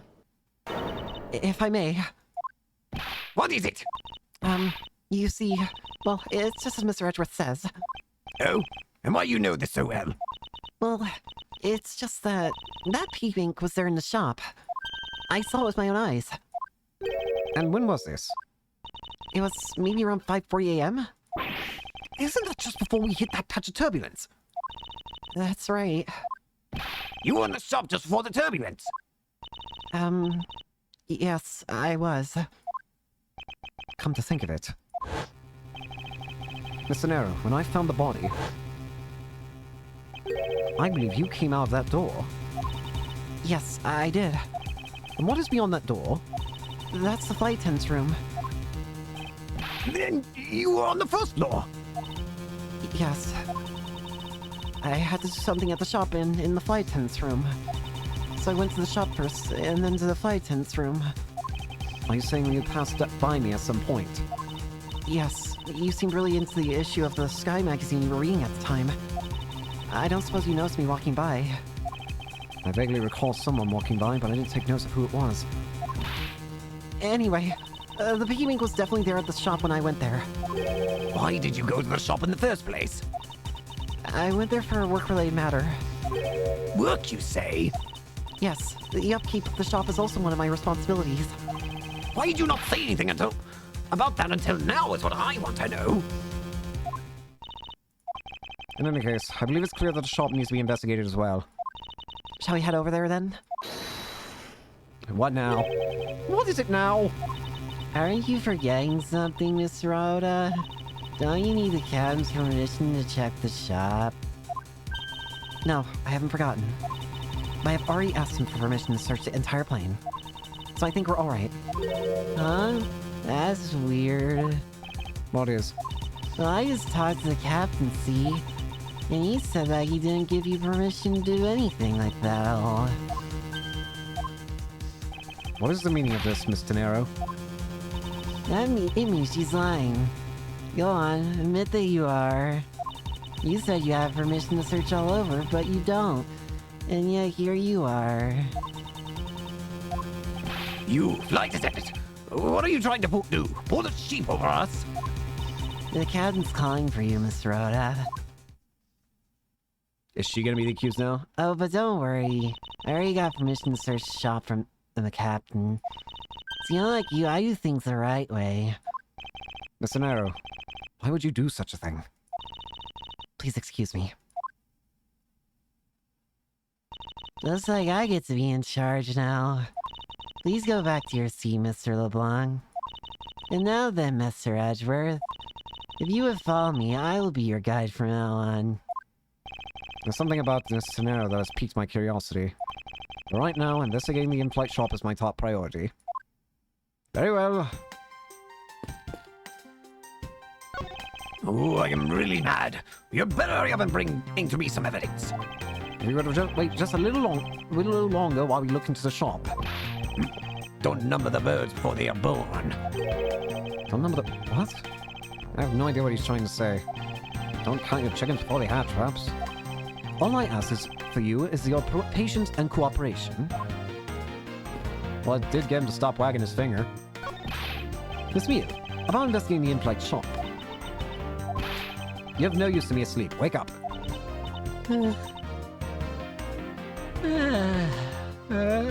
What's that? I need you to come with me so I can search the shop. Go ahead without me. I'll catch up with you later. How has this woman not been fired yet? Lazy bones. Oh, the door's open now. Well, this happened. March 12th, 8:32 a.m., flight I-390, first floor in-flight shop. So this is the in-flight shop. There's quite a mess in here. You think? Guess I'll just have to clean things up then. Hold on, you can't clean up a potential crime scene. Oh, thank goodness. I hate cleaning so much. I mustn't rush things here. I must remain cool, calm, and collected. Because this piggy bank was left at the crime scene. Could this be the murder weapon? There's a very good chance that the killer had paid this place a visit. There we go! In-flight shop. I can't even talk to you, damn it! Oh wait, now I can. I don't know much about this shop, but you can still ask me about whatever. You want to say anything? So what do you think about what has happened in regarding this case? I don't know. I think you're the killer, though, Mr. Edgeworth. I can assure you that I'm here in the shop to prove just the opposite. And would you wake up? Yeah, but it was me that got you permission to look around. You know? So don't forget that. How am I supposed to thank you properly if you insist on falling asleep? You know what really Sugar thinks? You see that item for sale over there? Sorry, but you're going to have to make do with my words of appreciation. Oh, I'd love to have this piece of jewelry. Can I have it? No, you may not. This is a prosecutor's badge. Cody, why'd you show it to me? I want to prove to you that I really am a prosecutor. And that it's not possible for a prosecutor like me to commit such a crime as... I see that I'm just wasting my time with Cousin Hare here. Cousin Hare? So is that? Are you gonna give it to me? Oh, I'm not supposed to accept any presents. Unless they're really worth something. No. Look at the crime scene. I'm not giving you an entire crime scene. Anything you want to tell me? Hey, Mr. Otto said that this piggy bank was in the shop, right? Don't you find her a tiny bit suspicious? I don't think I can say either way yet. There's not enough evidence to convince me that she was lying about anything back there. Are you sure about that? What if you're the killer, old lady? I don't think she's... I don't know who the killer is quite yet, but... Though at the same time, you are kind of being a bit rude to your what's supposed to be your coworker. So, I don't know. Like I said earlier, I was the one answering people's calls while we were fueling in Zangfa. And Mr. Hick was in his seat at that time. What time was that again? He called me call around 5 a.m. You were at your seat around then too, you know. I do recall people calling for service around that time. Even if this turns out to be a waste of time, I must stand firm. I just know that there's a vital clue or two waiting for me in the shop.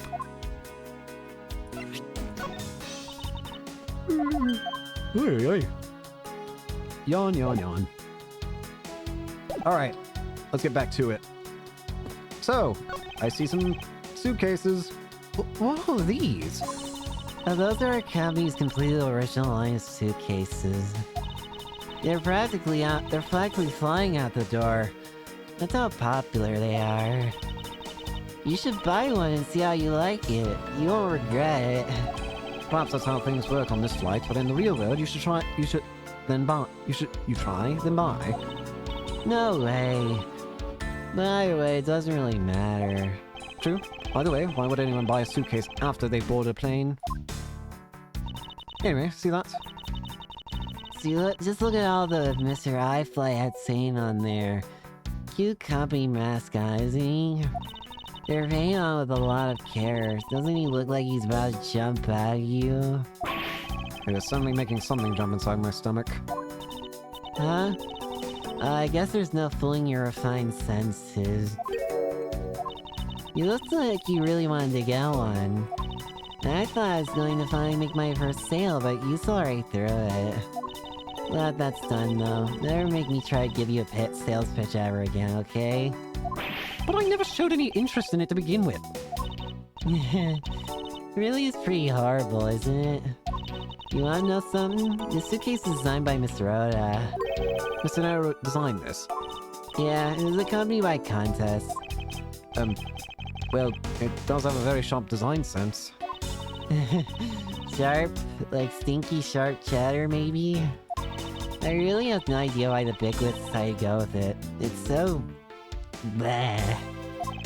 Mr. Nero designed this, did she? It's definitely not what I would have expected. Whoa! You okay? I'm fine. Please watch yourself, Miss Mia. Getting a suitcase freely roll around has got to be a safety violation. Planes shaking cause to roll. In-flight suitcase displays can be hazardous. Well, damn. Here, I'll put it back. Let's just wandering around with a teddy bear. Suitcase is designed by Mr. Nero. That's one sharp design. It seems like the game's maybe trying to paint Nero as the culprit at this point. I don't think that's true. Inside this display case is a row of lifesavers and life vests for sale. You sell a lot of those when there's some kind of accident or something. Some people buy them even when nothing's going on. How about Mr. Edgeworth? Care to buy one? I sense that this shop is one shop away from being sued. Yeah, it probably is. The most important thing here... The glass from this display case door shattered all over the floor. And it looks like there's nothing on display inside either. Wait, actually, I think there is something. What's this? A mini captain's hat? Oh. Huh.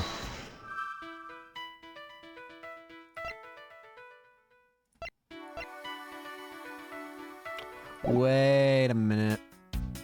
Wait! You know what it is, probably? I know what it is. Logic. This hat belongs to the murder weapon, probably, doesn't it?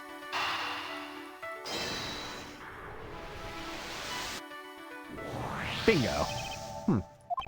The hat probably used to be on the piggy bank's head. Let's give it a go and see. Yippee! I believe this piggy bank was forcibly removed from this display case. Does this mean that the killer broke the glass to get at it? Yep. Yeah, really? Don't tell me you don't know what things go where in the shop. I don't. Miss Rose in charge of this place. So come on, how should I know anything? I sense that further inspection of the display case is needed.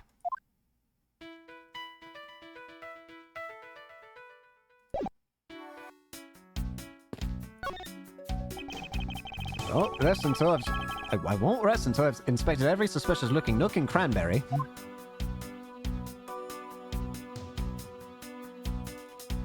There are books here.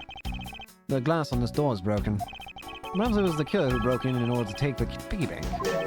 It's a bit odd that the inside of the case is so devoid of glass shards. Plus, the glass broke rather cleanly. What is it? I touched the glass and it cut my finger. It hurts, Mr. Edgeworth, it hurts.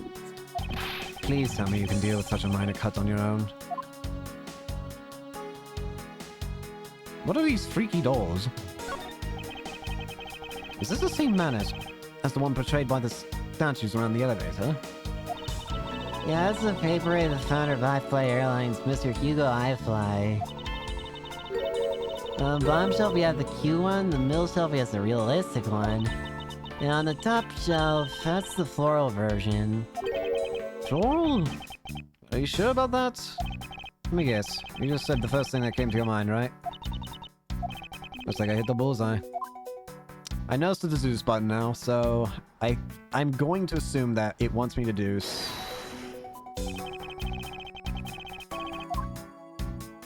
This is where the piggy bank came from, right? There's definitely something very unusual about this. About what? The killer had broken the glass to get to the Mr. iFly bank. There should be shards of glass inside the case itself. Oh, I see. Yeah, I guess it'd be like that. However, there's not a single piece of glass inside the display case. No, there isn't. Which means that the glass was broken from the inside out. The piggy bank must have fallen over from the turbulence and right through the glass. Yeah, that's for sure. There's so much glass all over the floor. I'm willing to bet that this hat was knocked off its head at that time too. Eh, that's nice. Which leads me to believe the killer took the Mr. iFly from here after the turbulence.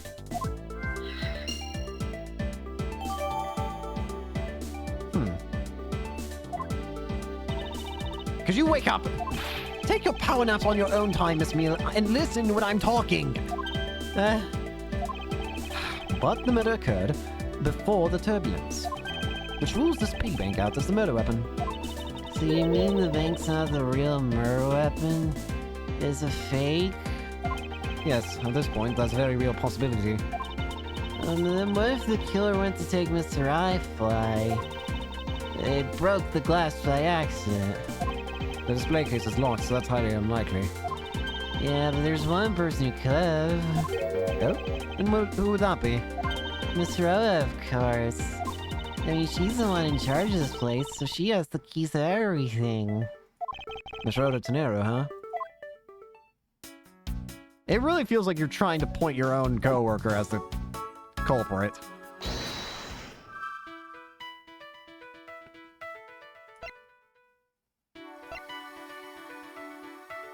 I assume you want me to connect the turbulence with the suitcase.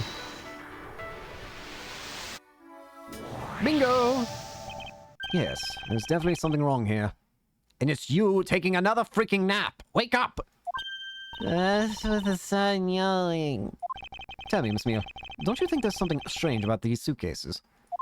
Oh, sure. They're totally strange, like the color and such. That's not what I'm talking about. Now pay attention. You're scaring me, Mr. Edgeworth. Sorry. These suitcases are lined up a bit too prim and proper. Yeah, they look a bit uptight, don't they? But I guess they take after their creator. Again, that's not what I meant, Miss Meal. Don't you find it unusual that these cases are the only things undisturbed by the turbulence?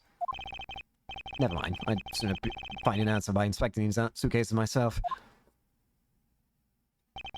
Upon closer inspection, they really are quite hideous.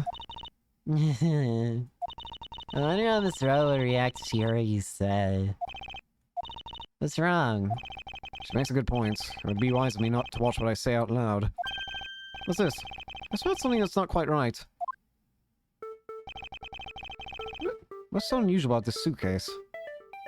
Ah! What is this? There's like little blocks here. What? The blocks, though!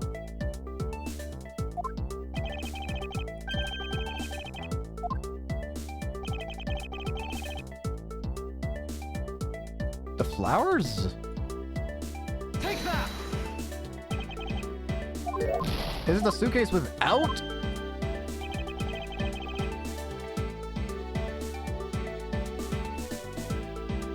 Take that! There's something very peculiar about these wheels. Huh? As in, there are no stoppers in place on these. Without stoppers, one would think that the turbulence would have sent it flying. And so it is very likely that the suitcase was placed here after we hit that turbulence. So let's take a closer look at it, shall we?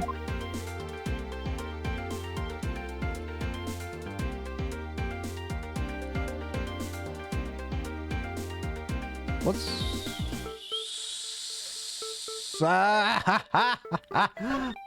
Blood! Or grape juice, potentially. I don't know. This color in the scent. The substance in question is grape juice. Why would there be juice on the wheel of a suitcase? Can we open?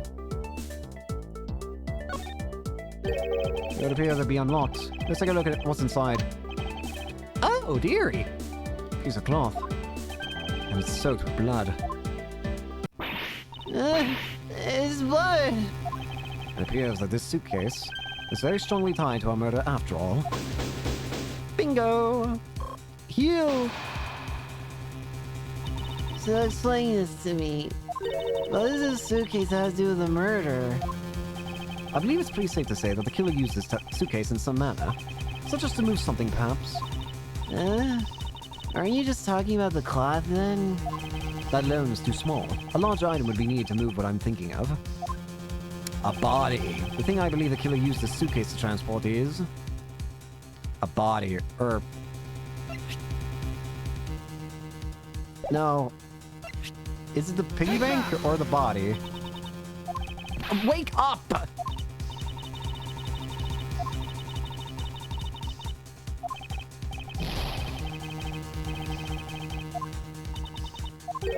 She is asleep. Was it actually the body? Take that! Something that would fit inside a suitcase that is also covered in blood. Sounds like a dead body, doesn't it?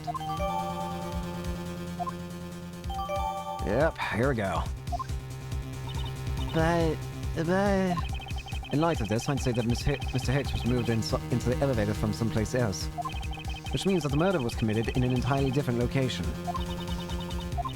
So you're saying that after moving the body into the elevator, the killer brought the suitcase in here and just left it? Exactly. What is it? Nothing, just that... I was thinking about what Miss Rhoda said about coming here for something. Excuse me, Mr. Edgeworth. What? Excuse me, Mr. Edgeworth. I wanted to give you a bit more time, but I'm afraid I wasn't able to convince the captain. I'm very sorry, Mr. Edgeworth, but the captain feels that he has allowed you ample time. He says that he'd appreciate if you could wrap it up here and return to your seat. I understand his sentiments. However, if I'm not allowed to complete my investigation, the crime scene may become contaminated by the time we land. If I must stop, then I insist I be allowed to oversee the preservation of the two sites. Under your supervision, of course. If that's your only condition, then I believe we can accommodate your wishes. I'm here to assist you in any way that I can, Mr. Edgeworth. Sounds like fun. We can camp out and watch over everything together. I found proof that the real crime scene was not in the lounge. And I have enough evidence to prove myself to be innocent of any wrongdoing. And yet, regarding what Miss Muir reminded me of this scenario, I can't allow my investigation to end here. The truth must come to light.